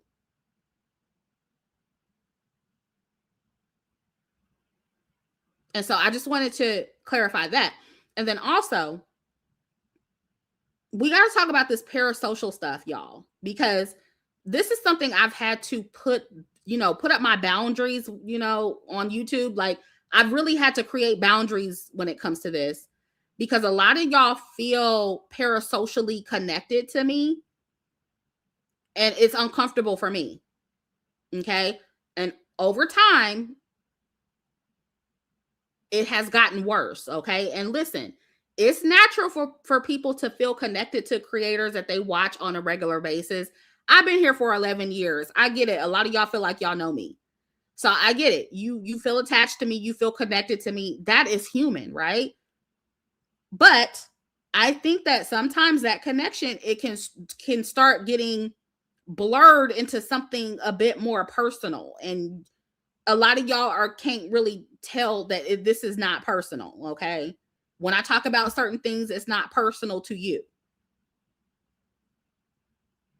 And a lot of y'all think that you know me well enough, or you think because of the kind of content I do, you expect me to show up like your mama, or like your therapist, or like your parent, or an emotional support system. And it's like, listen, I try to be as careful as possible, and I try to be as mindful as possible, and as sisterly and all that stuff as possible, but y'all don't know me like that, okay? We don't know each other, okay? And look, I care about my audience. I respect y'all. I appreciate your support, but I am not your therapist. I'm not your mother, okay? My role here is to share my perspective, is to start conversations, is to create content, is to get y'all to think about certain things, from a cultural perspective. I'm not here to manage your individual triggers. I'm not here to manage your individual emotional needs or provide personalized care for you. And I feel like I have to put up that boundary, because it's important for content creators to do this for real. It is. Like, y'all have no idea. I have to maintain the clear boundaries. And I'm not trying to be dismissive, but I'm just trying to keep things healthy and realistic. That's all. For the parasocial people out there. And, when the expectations of me go beyond what this space is meant to be, it can lead to a lot of misunderstandings, and it can lead to a lot of frustration. So I just want to be transparent, okay? I'm going to always aim to be thoughtful and respectful and, thoughtful of everything Black women go through. But I have to still be honest. I have to still be direct. I have to be consistent in how I communicate, because that's what this platform is for. And at the end of the day, whether y'all see it or not, that's what has helped so many Black women, thousands of Black women. That's how I've been able to help them over the years. I haven't been able to help them by walking on eggshells and coddling and managing everybody's individual triggers. That's not how I've helped so many women over the years. So I just want to make that clear. Yeah, and the parasocial relationships are out of hand. It truly is a thing. And just like I talked about earlier, with the younger women, that's something I've really noticed too from younger women on this platform. For some reason, I don't know if because they've been listening to me for so long, since they've been listening to me since they were kids. In their mind, I'm like a mother figure to them, or, they really have believed that I'm their big sister or something. And listen, I don't even get offended when people, when the girls be like, oh, I see you as a big sister. I see you as an auntie. I don't even get offended by that stuff. I think that's cute. But then some women, I think, really believe it, though. You know what I mean? Or think I'm somebody that I'm not. You know what I mean? And it's like, girl, listen, I'm not perfect. I make mistakes just like everybody else. And I'm also not your mama. I'm not your real big sister. Like, we really don't know each other, y'all. We really don't. Learn as you go, says Chrissy says, stop being crazy, y'all. Please. Like, and this is for who it's for. It's not for all of y'all. I know most of y'all get exactly what I'm saying, but I notice like with some of these new girls, some of these younger girls, the little baby YouTubers, it's getting weird, y'all. It's getting really, really weird. And I just, I feel like I needed to address it.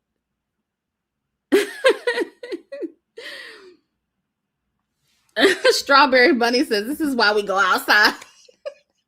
Exactly. This is why we go outside, and this is why we touch grass. Okay. This is YouTube, y'all. Y'all need to calm down. It's just YouTube. And I'm not saying it because I don't take it seriously. I 100% take this, what I do here, seriously. But we also have to, without trying to minimize it too much, we also have to be honest about what it is. It is really just YouTube, y'all.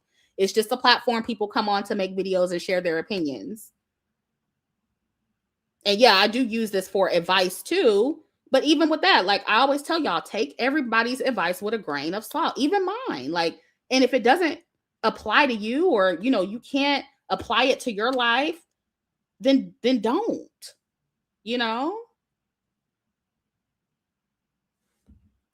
It's, and I say it all the time, I'm not everybody's cup of tea.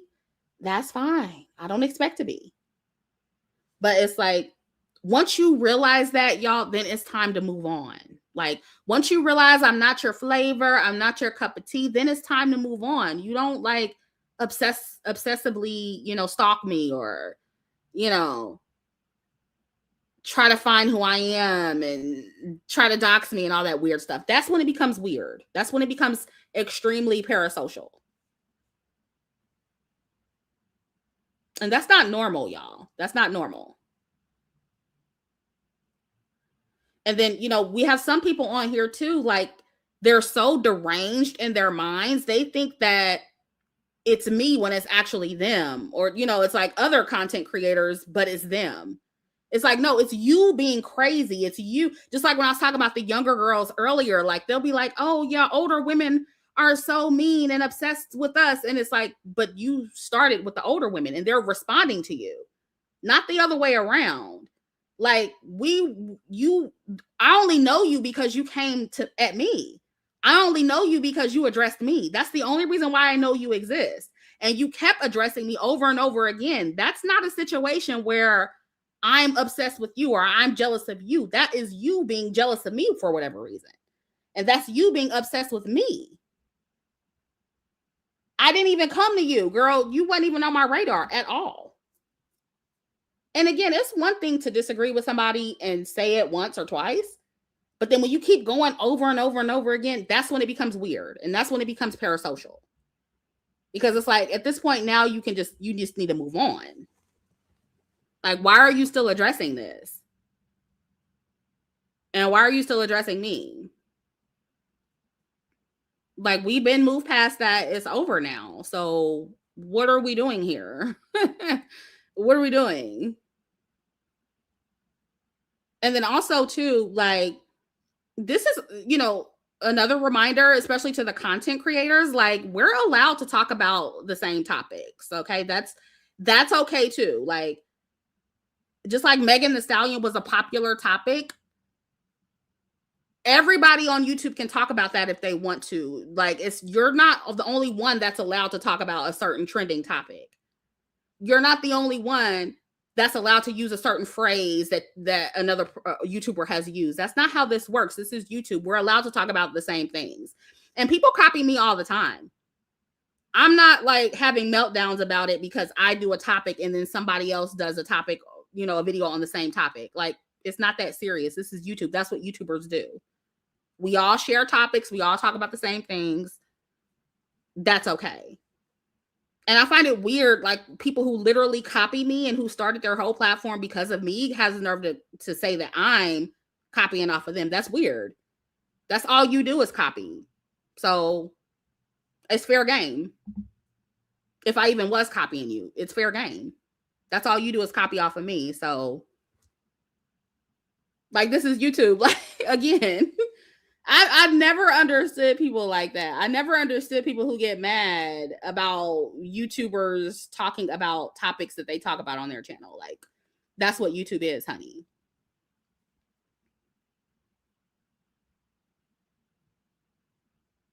And just like people steal my stuff and they don't always shout me out, the same thing's going to happen to you, Buki. That's just how it goes.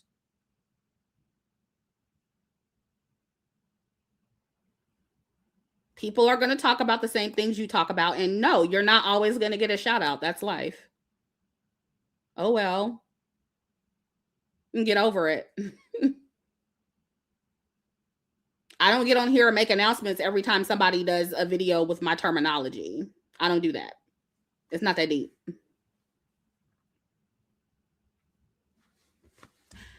Girl, it's multiple channels like that. And it's like, dang, like I could see, like, I don't even have 1 million followers, y'all. Like, I don't even have 1 million followers. Like, why are people so obsessed with me? I must really be that girl if I don't even have 1 million followers and people treat me like I'm a god in this space. Like, damn. It's insane. But that just shows you how clearly how impactful and how true my content is and how true my talking points are.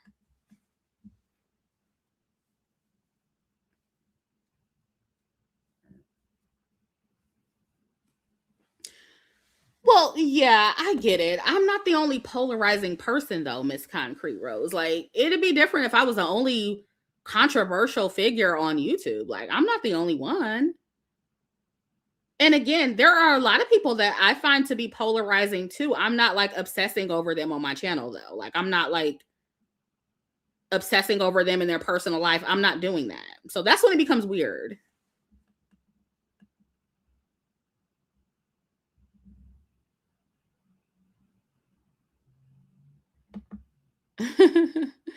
Emily says it's because you always survive through the bullshit mess on here. Yeah, and I think that's another thing. Like, people are learning that they can't just run me off of here. And so I don't know. I think that makes them try to push harder too, but it's not going to work. If it hasn't worked in over a decade, then it's not going to work. So, yeah.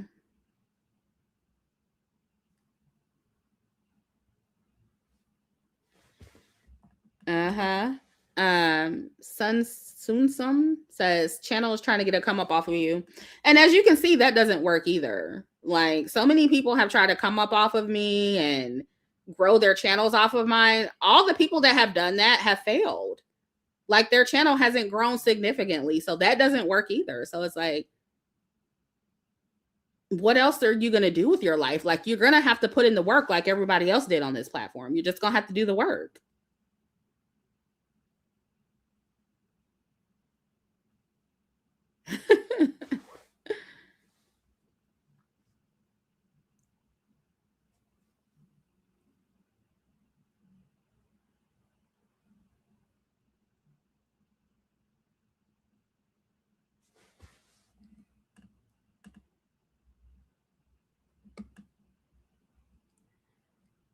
That's because I don't mention them. That's why.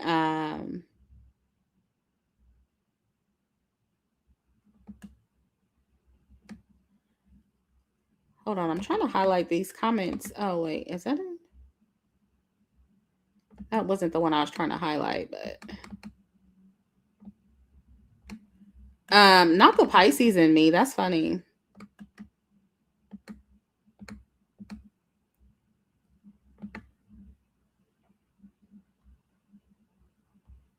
Okay, now the comments aren't moving at all.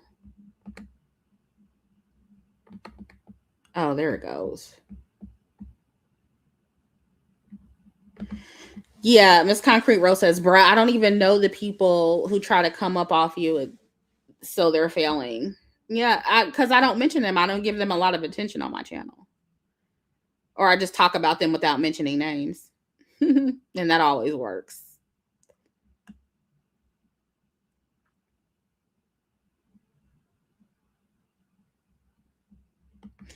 Oh, thank y'all. These channels don't know their audience to even come up with good topics to teach about. You're a teacher. Yeah. And you know, I'm somewhat of a trendsetter too in the YouTube streets. So I think people see me as a guide in a way, and then they follow me. And I think that also contributes to the parasocial relationship too, or the parasocial feeling that some of these people have with me, because they see me as like a leader, they see me as a guide, which I understand that, but girl, I'm a YouTuber, okay? I'm not your teacher, I'm not your leader, okay? You gonna be okay, okay? Yeah, and I do realize people see me as a blueprint. I get it. I mean, I get how people see me. I totally understand. I'm not trying to minimize myself. I understand the impact that I have on people, right? But it becomes too much when they're the obsession part. That is what's weird. Yeah, that's another thing. They do try to mammy me. That's so true. They definitely try to mammy me. And I'm not your mammy. That's another thing. I'm not your mama. I'm not your mammy. Maisha says, have you heard of the new documentary about Nature Boy Chrissy? I definitely want to watch it. I haven't watched it yet. I don't know if I'll be compelled to talk about it, but yeah, I definitely want to watch it though.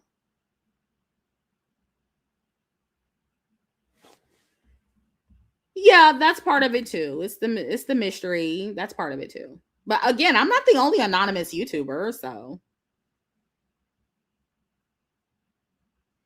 yep, they want to try to humble me. And listen, I will never be humble, not for people on YouTube, not for people online.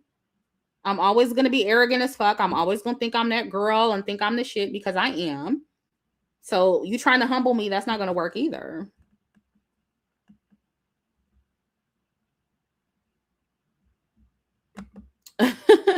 Miss Concrete says there are mad anon YouTubers. They're just lame. Mm-hmm. Yeah, I heard the Nature Boy documentary wasn't that good. I heard that they left a lot out, so that's why I said I don't know if I'll actually be compelled to talk about it, but I don't have Hulu either. Trying to make me pay for a Hulu membership, child. They got a free trial on there because I'm not trying to pay for them.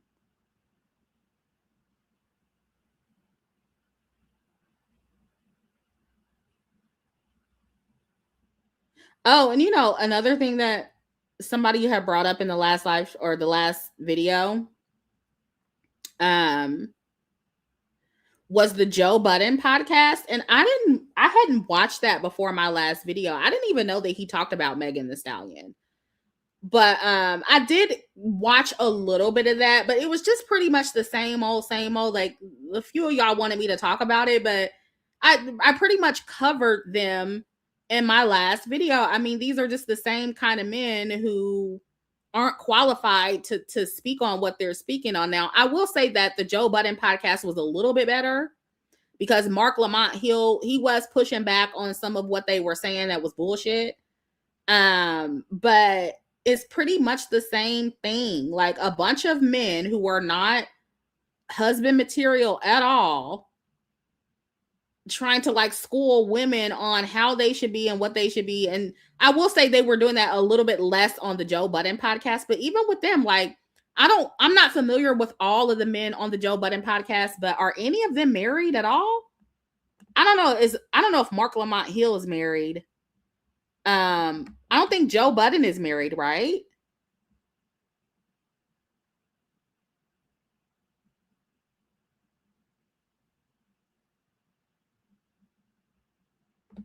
Yeah, Taj says we talked about Nature Boy for too long. I feel like this documentary is too late.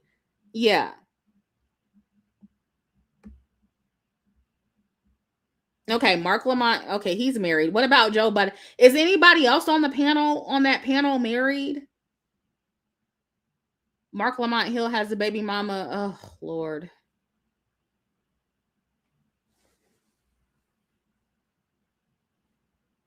And see, you know, one thing that, okay, the thing that did come up in the Joe Budden podcast that I don't know if I already said this, but if not, you know, I didn't really go into detail, but men in this whole Megan Thee Stallion discourse, I noticed that men are basically telling women that men are only as faithful as their options.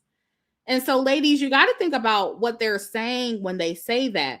They're basically saying that the only reason that everyday average men don't cheat is because they can't, or because they don't have a lot of options in women. So what does that say about the everyday average woman who's married or, you know, in a relationship with the everyday average man?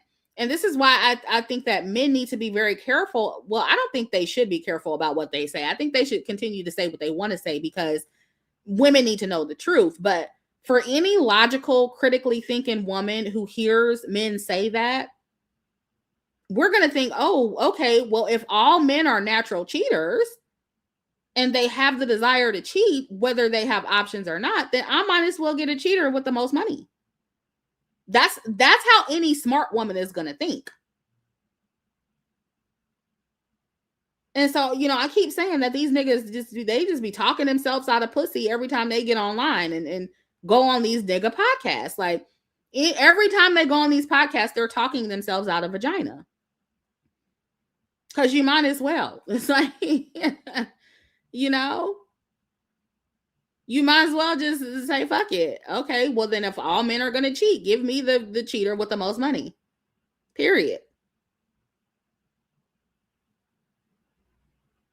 And then there was one guy, it might have been on I don't know what podcast it was on, but he was like, well, women, you know, y'all like cheaters. Y'all like men who cheat. Y'all like the men with options. Yeah, we want men who are desirable, right? That's normal. Men want women with options too. That doesn't mean we like cheaters though. And so this is what I said, like, men are just so fucking dumb when they talk, a lot of them. Because it's like, just because a woman says, oh, you know, we like desirable men, or we're attracted to men who are desirable to women, that doesn't mean we're saying, oh, we love cheaters. That's not the same thing.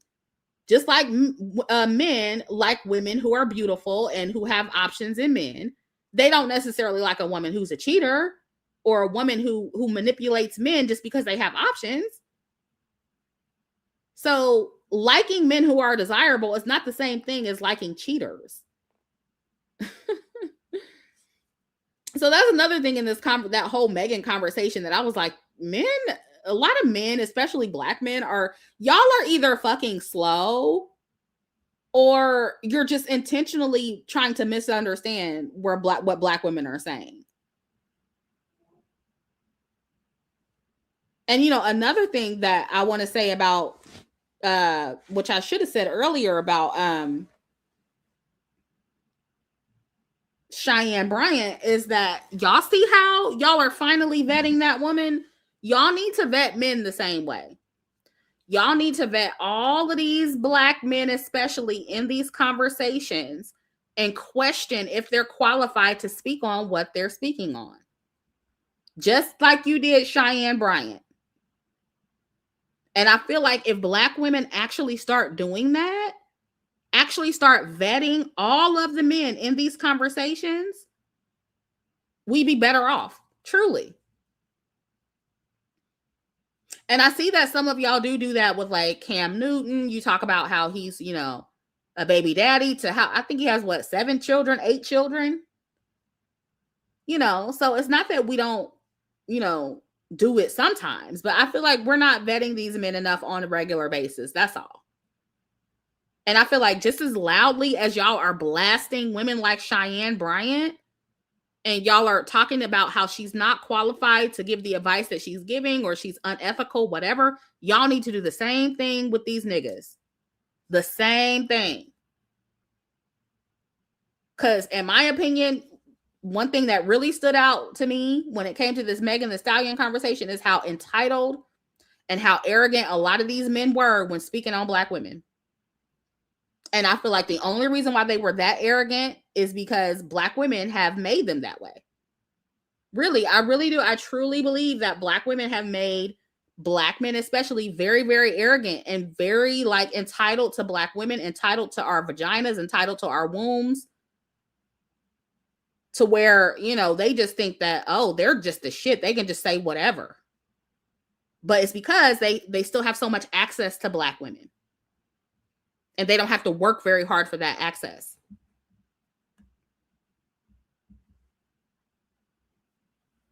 And so that's another thing. I'm just going to start having to like bring that up more often. Like, look who's doing the talking. Let's vet this man. Let's talk about why he is unqualified to be saying the shit that he's saying. Because half of the niggas in this conversation, especially in the Megan Thee Stallion conversation, they weren't qualified to be saying half the shit they were saying. None of them.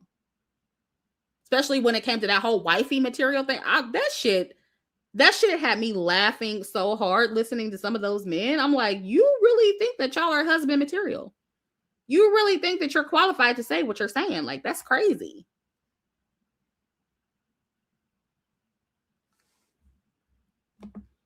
Yep. Carmela says the constant man stroking and undeserved loyalty is to blame. 100%. Oh, yeah, I'm going to keep this live up. Don't worry. And I'm actually, after this, I got to edit some members and patrons content. I have been leaving y'all hanging, and I'm definitely got some content on the way for y'all. So be on the lookout for that. Neptunian members and patrons.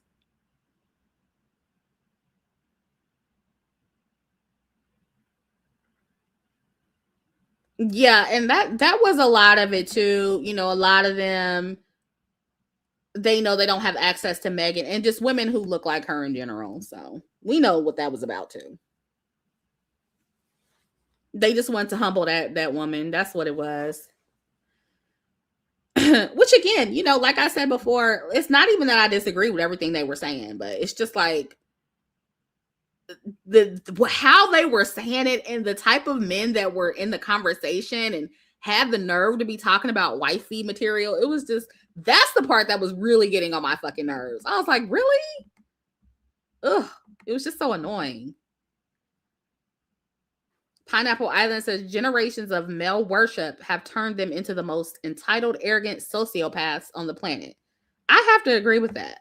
I have to agree.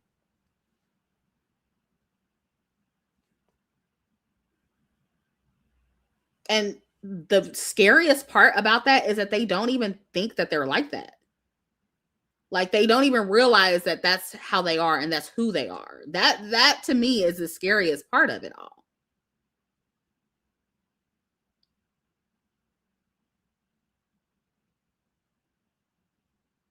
It's just gross.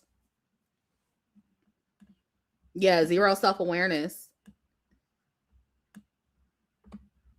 Oh, and thanks for the super chats, Pineapple Island. I appreciate that.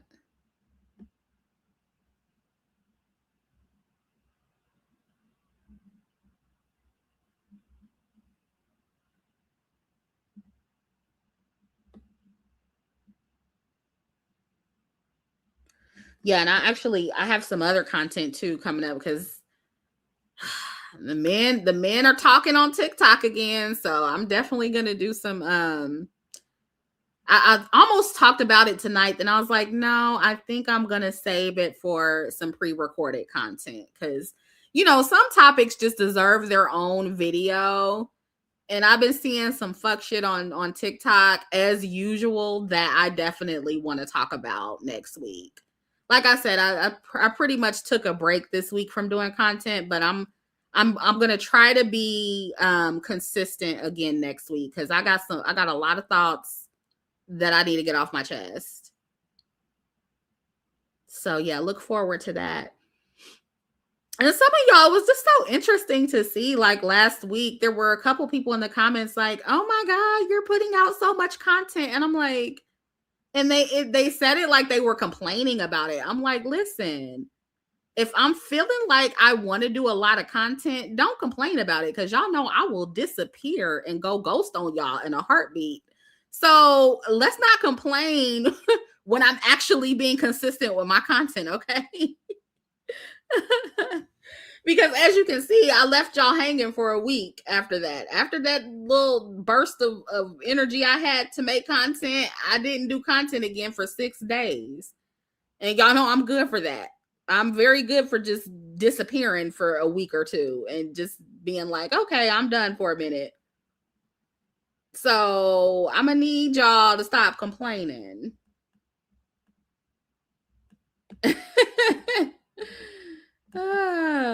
Learn as you go says you're welcome. Yeah, exactly. You're welcome.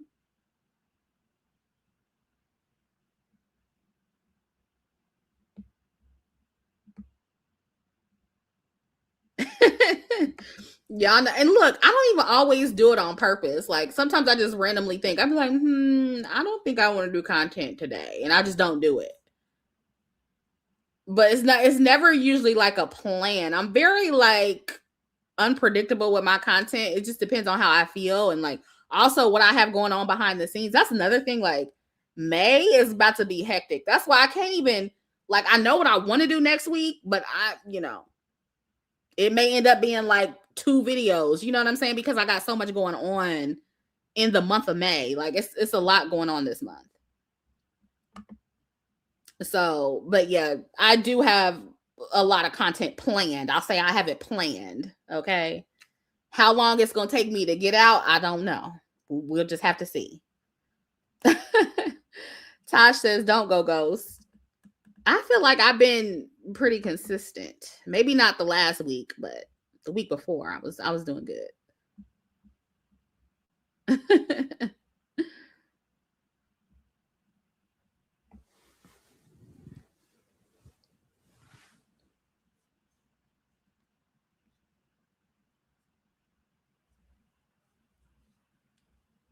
But yeah, I was kind of shocked to see that person in the comments like damn near complaining like, what's going on, Chrissy? You're doing a lot of content. Any other time y'all be begging.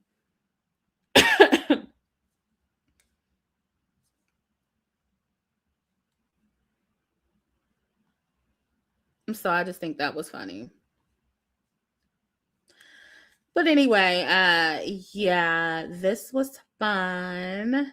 Yeah, it does take a lot of work to do content. It does. It's, it's easier now because now I got an AI tool helping me edit or whatever. But it's still work. It still takes a minute to edit videos and, all that stuff. So.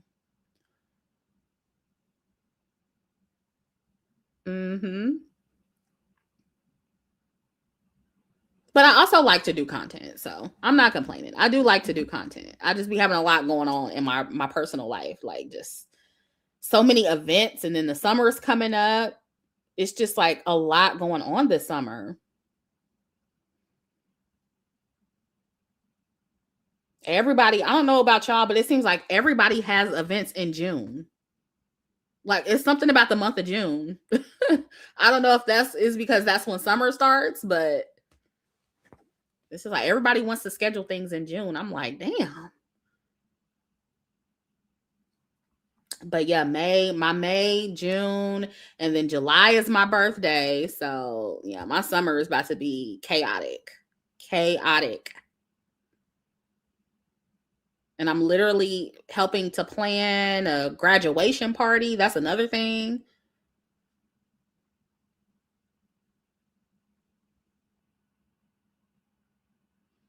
I talked about Anok, her Met Gala look, but yeah, I don't really want to review the fashion looks. I'm not that invested to do that. So, but yeah, I did briefly talk about Anok in the beginning.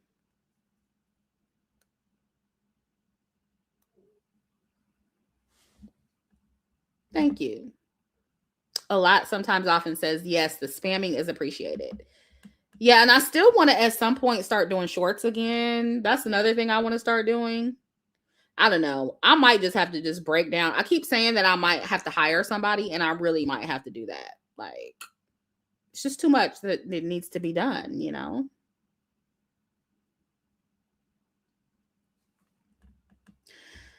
Black Butterfly says, I'm glad there are so many summer events happening. I mean, listen, it's nice and everything, but as an introvert, it becomes a little bit overwhelming. That's all I'm going to say. Like, it's a little bit overwhelming. Because it's like damn near every weekend something is happening. Even this weekend. That's why I'm chilling at home tonight, because tomorrow I'm about to be cooking for Mother's Day. Slaving in the kitchen. Cooking for Mother's Day.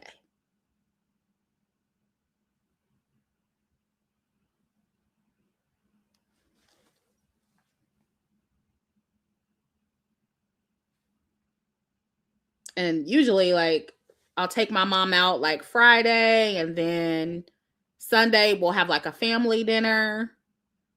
But she didn't want to go out. Well, she did, but she had plans. You know, she thinks she grown. So she had plans with her other friends tonight or earlier today. So we didn't do that. But literally, I'm going to be cooking all day tomorrow for her and for my aunts and stuff. So then next week, it's another event. It's just crazy. Crazy work. What's on the menu? The only thing I'm cooking is macaroni and cheese, like I always do. Everybody loves my macaroni and cheese, so I'm gonna make that. And then I'm gonna do a banana pudding. And then my mom said she wanted cornbread, so I'm gonna make cornbread. And then I might make deviled eggs. I don't know. And then my brother, he's doing all the meat. He's doing roast. She wanted roast. And my auntie wanted chicken wings on the grill or something like that. I don't know. My brother, he always pulls up with like 3 meats. So I know it's going to be roast and chicken and probably something else. And then my sister, she's doing cabbage and greens. So that's the menu.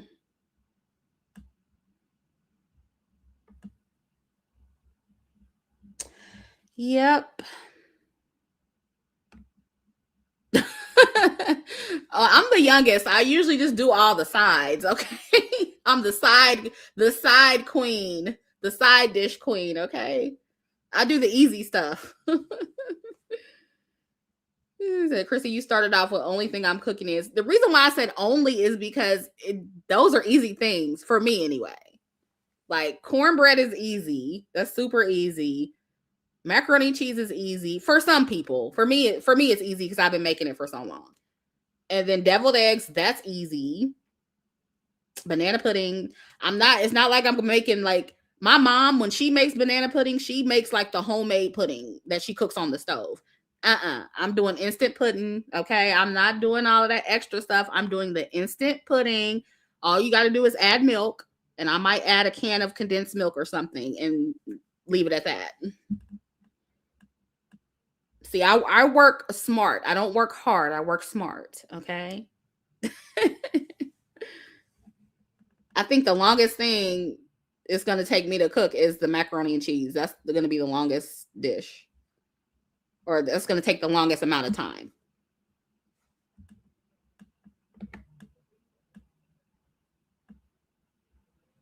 Oh, I'm sorry to hear that, Taj. Well, I wish you comfort on Mother's Day, and I hope it goes well for you.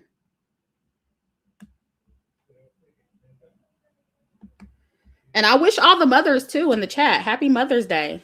I'm pretty sure I won't be here doing content before Sunday. So happy Mother's Day to all the mothers out there who follow me and who support me. I appreciate you. You are appreciated. Hopefully, you get to relax this weekend and just chill and enjoy your day.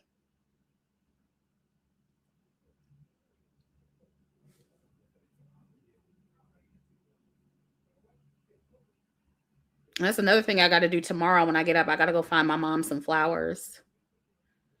Because I don't know about y'all, but the florists are scammers. At least here in Indy, they're scammers, okay? You can order a certain bouquet and they send something totally different. Or it doesn't look anything like the picture.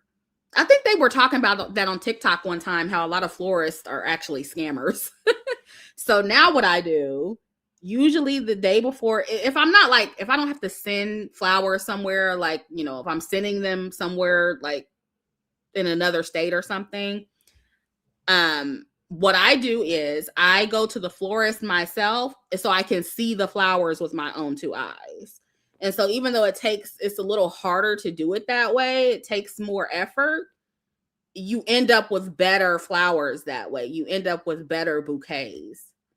And I literally go to the florist and I always ask, do you have a certain, because my mom, she has a certain group of flowers that she likes. And so I'll ask them, do they have certain flowers? And then I'll ask to see the actual flowers and then tell them the type of bouquet that I want. Or I'll just go to because sometimes like Whole Foods, they'll have good flowers and I'll just pick out my own flowers and I'll make my own bouquet for her. Sometimes I do it like that too. But I stopped ordering from florists because they're a scam. They'll have you spending $150 on a fucking bouquet and it shows up and it looks nothing like the picture. So I definitely stopped doing that. But yeah, so tomorrow, that's something I have to do tomorrow. I have to pick up her cake. That's another thing I'm bringing. I'm bringing her cake, her favorite cake from a lady that we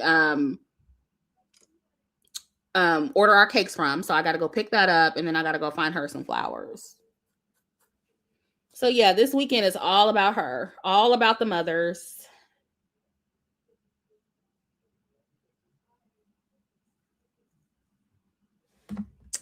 Yeah, Black Butterfly says prayers of comfort for those who have lost their mothers and those who have complicated, a relationship with their mothers for sure. And I feel sorry for people like that too, like who are estranged from their mothers. Like, oh, I hate that for y'all. And I hope y'all work that out at some point. But I also recognize though that some people just have toxic mothers that they can't deal with. So, if you have to be estranged from her, if you have to be separated from her, then that's just what you have to do. I hate that for y'all, but if that's what you need to have peace in your life, then I also understand that. And I have like friends like that who are completely estranged from their mothers and they struggle with Mother's Day. And that is very unfortunate. Oh, I hate that, Miss Concrete Rose.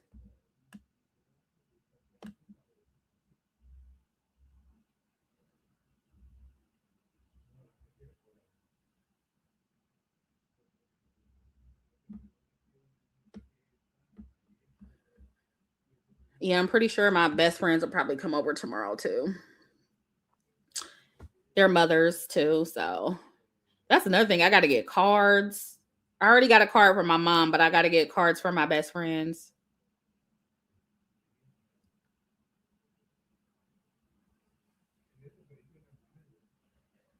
It's just like holidays are just so much work. They're just so stressful.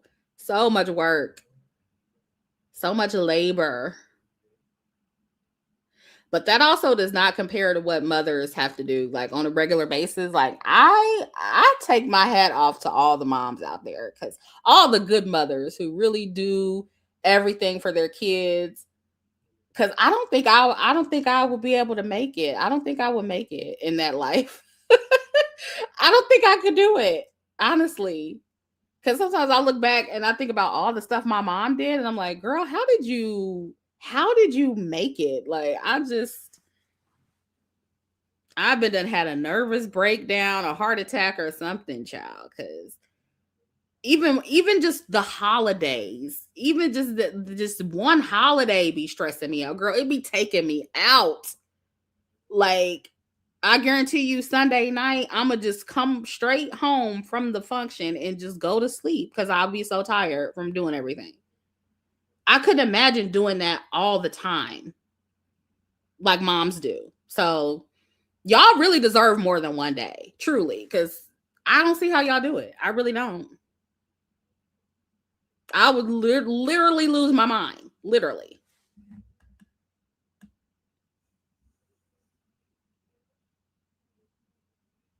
No, I still haven't seen the Michael Jackson movie. I want to see the Michael Jackson movie, and I also want to see The Devil Wears Prada 2. So those are two movies that I need to go see. And honestly, I might just, I'm not even going to say that, but y'all know how I am. I'm the bootleg queen, okay? So I might not even actually go to see them, but I definitely, those are two new movies that I'm interested in seeing.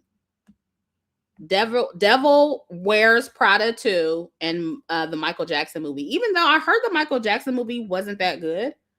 And I haven't really heard much about Devil Wears Prada either. I haven't heard much about that movie either. I don't know if that was good or not to people. Like, I haven't read the reviews. Oh, is it bad? Oh, man. And because, when I was thinking about that, I was like, do we really need a Devil Wears Prada 2? Do we really need that? The first one is a classic. Do we need a part 2? And then also with Michael Jackson, the Michael Jackson movie, I love Michael Jackson. That's my favorite artist of all time. However, it's like, for me personally, I know it's about his life. I know the movie is about his life, right? But ever since he passed away, I don't enjoy any content made about him the same, if that makes sense. Like, for me to like anything Michael Jackson, for me to love it, he has to have a hand in it, if that makes sense. Like, even when they released that album after he died, I was like, they shouldn't have done that, because he didn't. I mean, I'm pretty sure he was involved in some of it, but he didn't get to like finish it. And so it's not the same, It's not the same. So, but yeah, I still want to see the movie just because I love Michael Jackson. So yeah, I did listen to the last album, but it wasn't the same. You could tell that he didn't finish it. You could just tell. But if you're a real Michael Jackson lover and you know his music, you could just tell he didn't finish all of it. It sounded unfinished.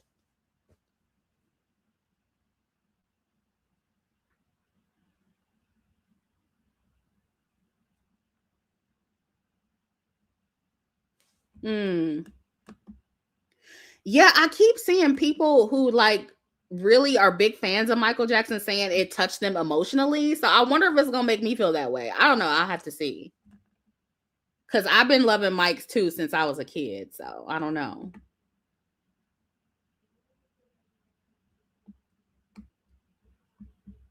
I don't know. I have to see. Maybe my mom will want to go see it. Maybe that's what we'll do with all the mothers on Sunday. I don't know. If they want to do it. Because, girl, after dinner, people be tired and sleepy. They be want to go to bed. So we'll see what happens. Yeah, I forget. I know Jafar Israel. Somebody just told me who Jafar is. I think it's Jermaine's son. I think Jafar is Jermaine's son. Yeah.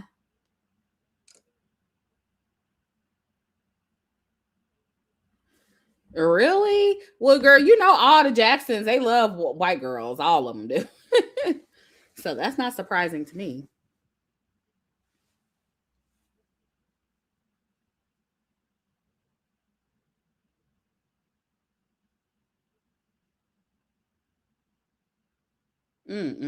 Wow. Dang, y'all making me want to see it now.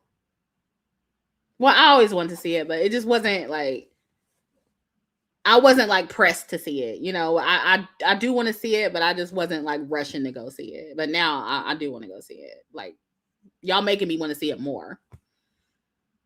There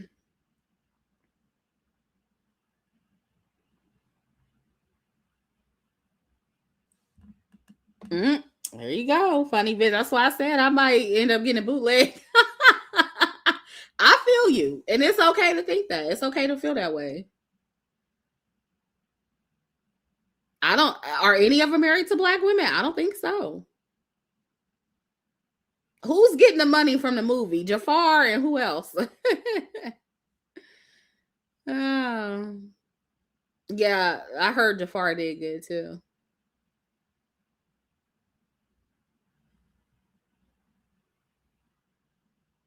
Yeah, listen, I ain't mad because look, y'all, regardless of what y'all think, like, I love Michael just like the next person, but he was a coon.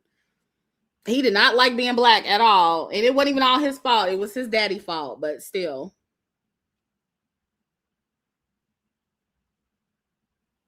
Oh, okay. Marlon is married to a black woman. Okay. I feel like only Jackson who really likes black people is Janet. Janet is the only one. And you said Marlon. Who else? Of course, the girls. Okay, of course. Okay, Jermaine has 3 black kids. Rebe has 3 black kids. Okay.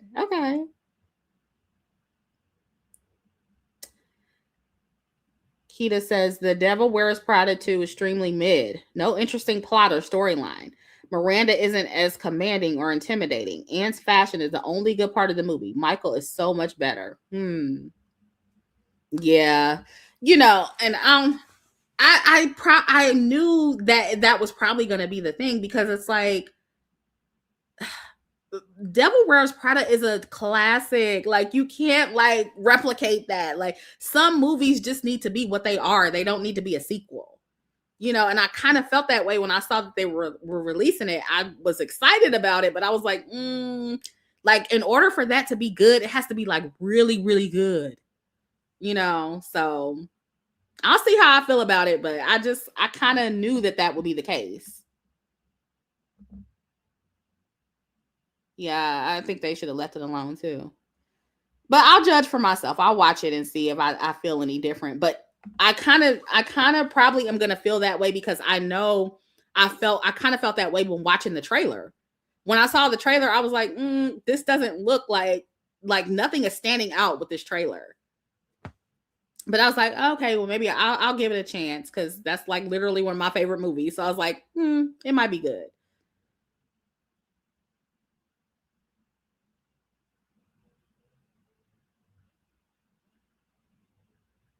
Another movie that I didn't really hear the girls talking about. Did y'all go see Halle Bailey in the movie with Reggae? Because I didn't really hear the girls talking about that either. And I that's not something I necessarily wanted to see. But I was like, I kind of do want to see it just to see if it's good. Is it good? The girls ain't really said nothing about it. Yeah, You, Me, and Tuscany. Is it good?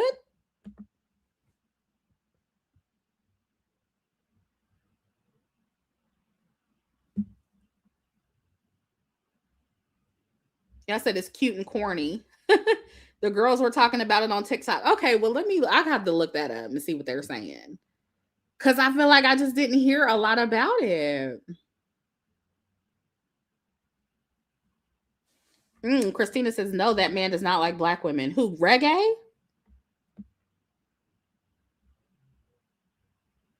Yeah, I think he is dating a white woman, isn't he? And I say I really didn't hear much about it because I don't think it landed with the black woman community.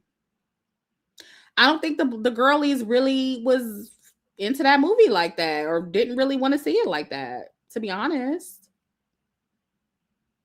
Including me. Like, I wasn't excited about that movie.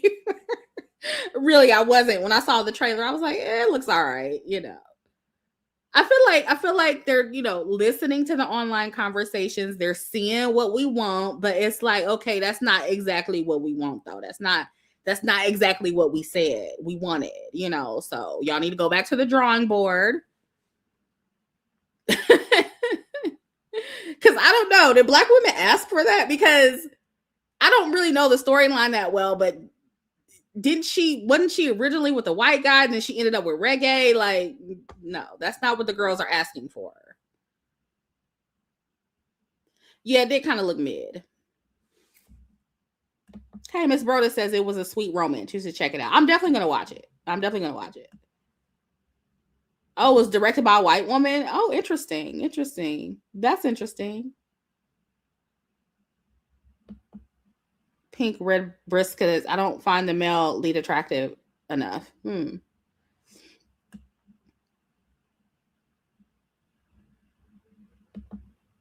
Oh, okay. So the Michael Jackson movie did good in the box office. Okay.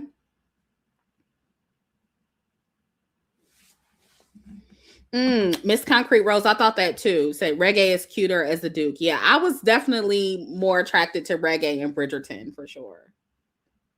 Yeah.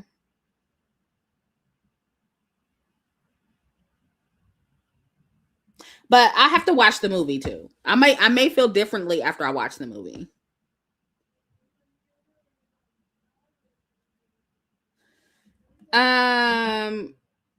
I did watch didn't I do a review on the Mermaid movie, Little Mermaid? Yeah, I watched it.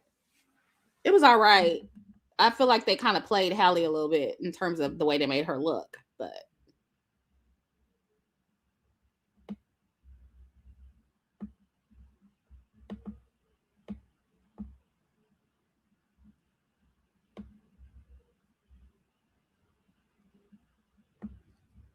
what's my favorite MJ album? Oh my goodness. It changes every month. I feel like because I have a moment where I'm like I listen to Michael Jackson music all day. It's literally usually like one day a month I do that all day. And so like I think the album I usually go to the most is the Dangerous album. If I had to pick one, it will probably be that one, but I don't know. I like the Bad album too, but it's probably Dangerous if I have to choose one right now.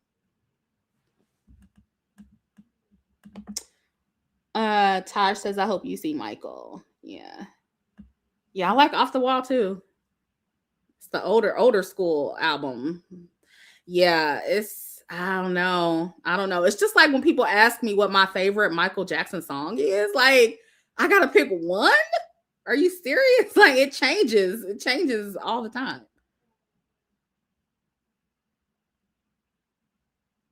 Yeah, I like the Thriller album too. Well, when I think about like my favorite songs that I listen to over and over again, like I gravitate towards, most of them I feel like come from the Dangerous album and from the Dangerous album and probably from the Bad album. Yeah, those two albums, I think.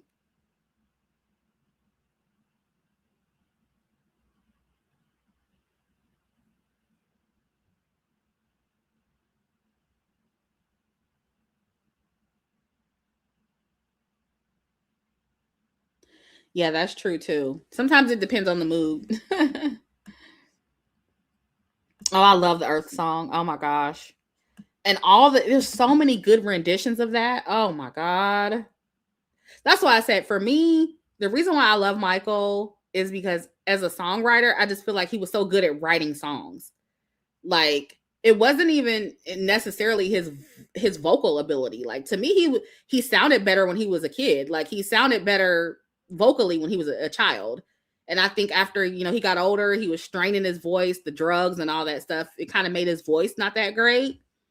But when it comes to writing a song, that's where he was strong. Like that was his strong suit, writing music. Like I think people underestimate how good he was at that. Like just his transitions, the hooks, everything perfect. Like, and for you to be able to do that over and over and over again, and then sometimes without just from your head, like sometimes he would make the beats up with his own voice, like just genius shit. Like that's just crazy.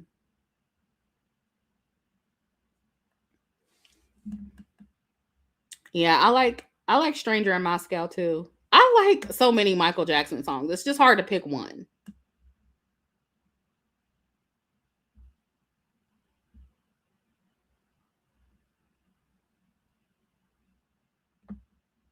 Oh, well, that was in the movie?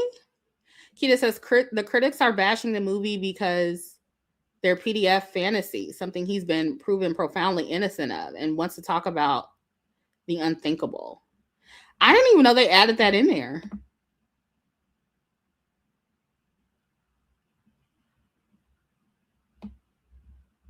Wow.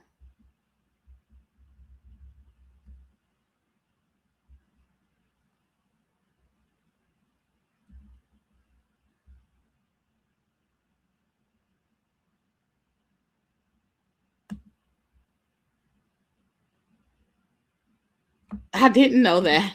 Miss Concrete Rose says you want to be starting something was written for LaToya. Was it? How come I didn't know that? That's funny. Well, they was beefing or something. That's hilarious. Oh, they said they didn't. That's why the critics are mad. Oh, okay.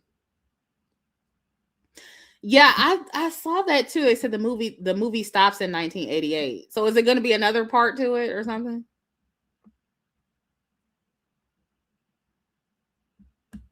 Said it wasn't included in the movie. The same argument was said about the Elvis movie a few years ago. Okay.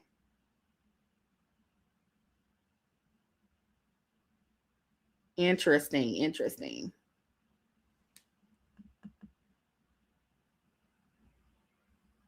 So there will be a part 2. Okay.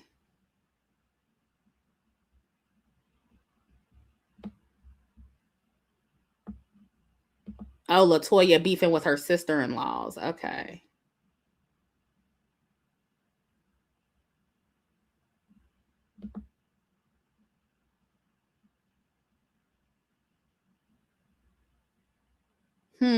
Interesting.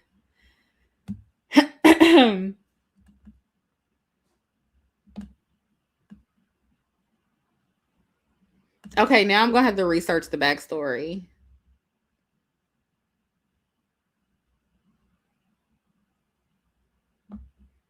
Yeah, I spoke about Cheyenne Bryant way early in the live stream. You'll have to rewind. I'm going to get off here anyway, though. But yeah, I'll definitely have to look that up. Even though I'm a huge fan of Michael Jackson's music, I don't know a lot about his personal life, clearly. Y'all know way more than I do.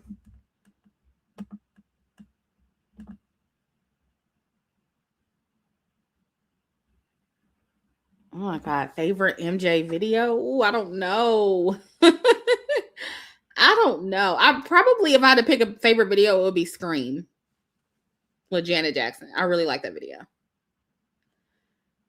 But that could change, girl. I don't know. Thriller, though. Thriller is a good video. I really like that video.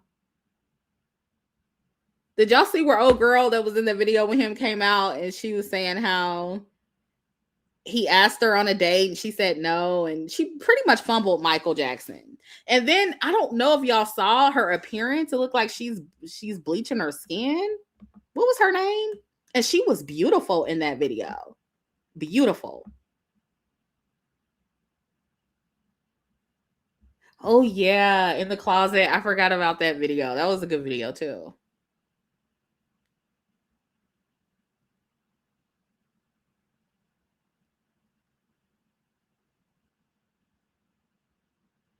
I also like Leave Me Alone. I feel like that was a good video, y'all. The graphics or the whatever you call them, the special effects, they were good in that video. I also like, I don't know, y'all. See, this is what I'm saying. You can't ask me my favorite of Michael Jackson anything because I'll just keep going on and on and on.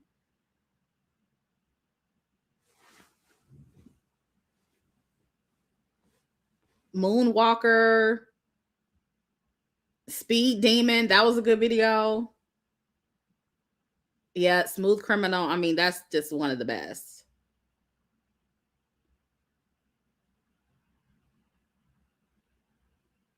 Yeah, what was the lady's name that was in the Thriller video?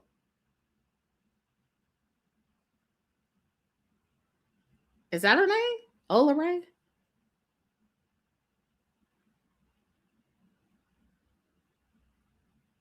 Okay, I didn't know that was her name, but yeah, she was freaking beautiful in that video, and for her to change her face like that, I was like, shit, her and Michael wouldn't have worked out anyway. They both self-hating. They too self-hating. They'd have been in there bleaching together, child. That's a mess. And somebody in the comments was like, hell, I thought that was Michael. That shit was hilarious. She had that horrible wig on, the bleach, the skin was all gray and ashy looking. I was like, why do people bleach their skin? That shit is terrible.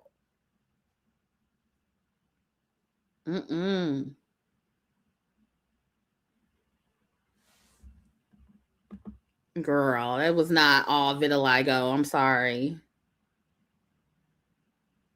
Michael, It wasn't the vitiligo that made him change his nose.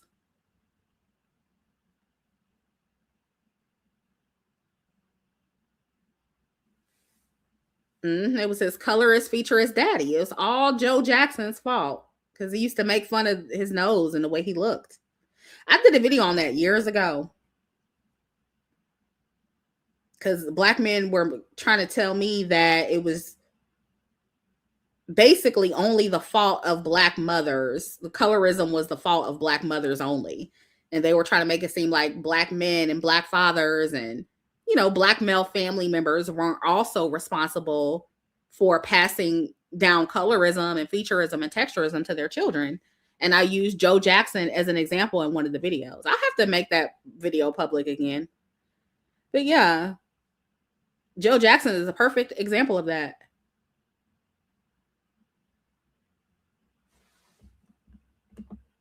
That motherfucker was evil.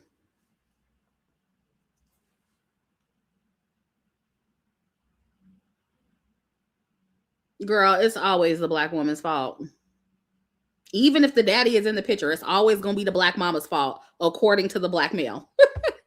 It's either going to be the black mama's fault, the black woman's fault, or the white man's fault. It's never his fault. It's never the black man's fault.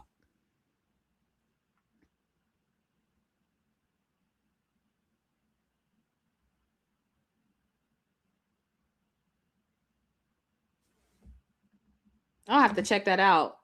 YouTube channel Detail is all about Michael. It's good. Yeah, I'm definitely going to check that out. All right, y'all. I keep saying I'm leaving. I'm leaving this time for real. I have to go. But this was fun. I'm leaving this up. And like I said, next week will be definitely more like structured, pre-recorded content for you guys that I have planned. I don't know how many videos I'm going to get out, but I do have more coming. And I have something for members and patrons coming very soon. So stay tuned for that. Neptunian members and patrons. And if you're interested in my exclusive content, you can join to become a Neptunian member or patron by clicking the links in the description box. So yeah. And thank you guys for your support. Happy Mother's Day again. And I'll talk to you guys next week. Love you. Bye.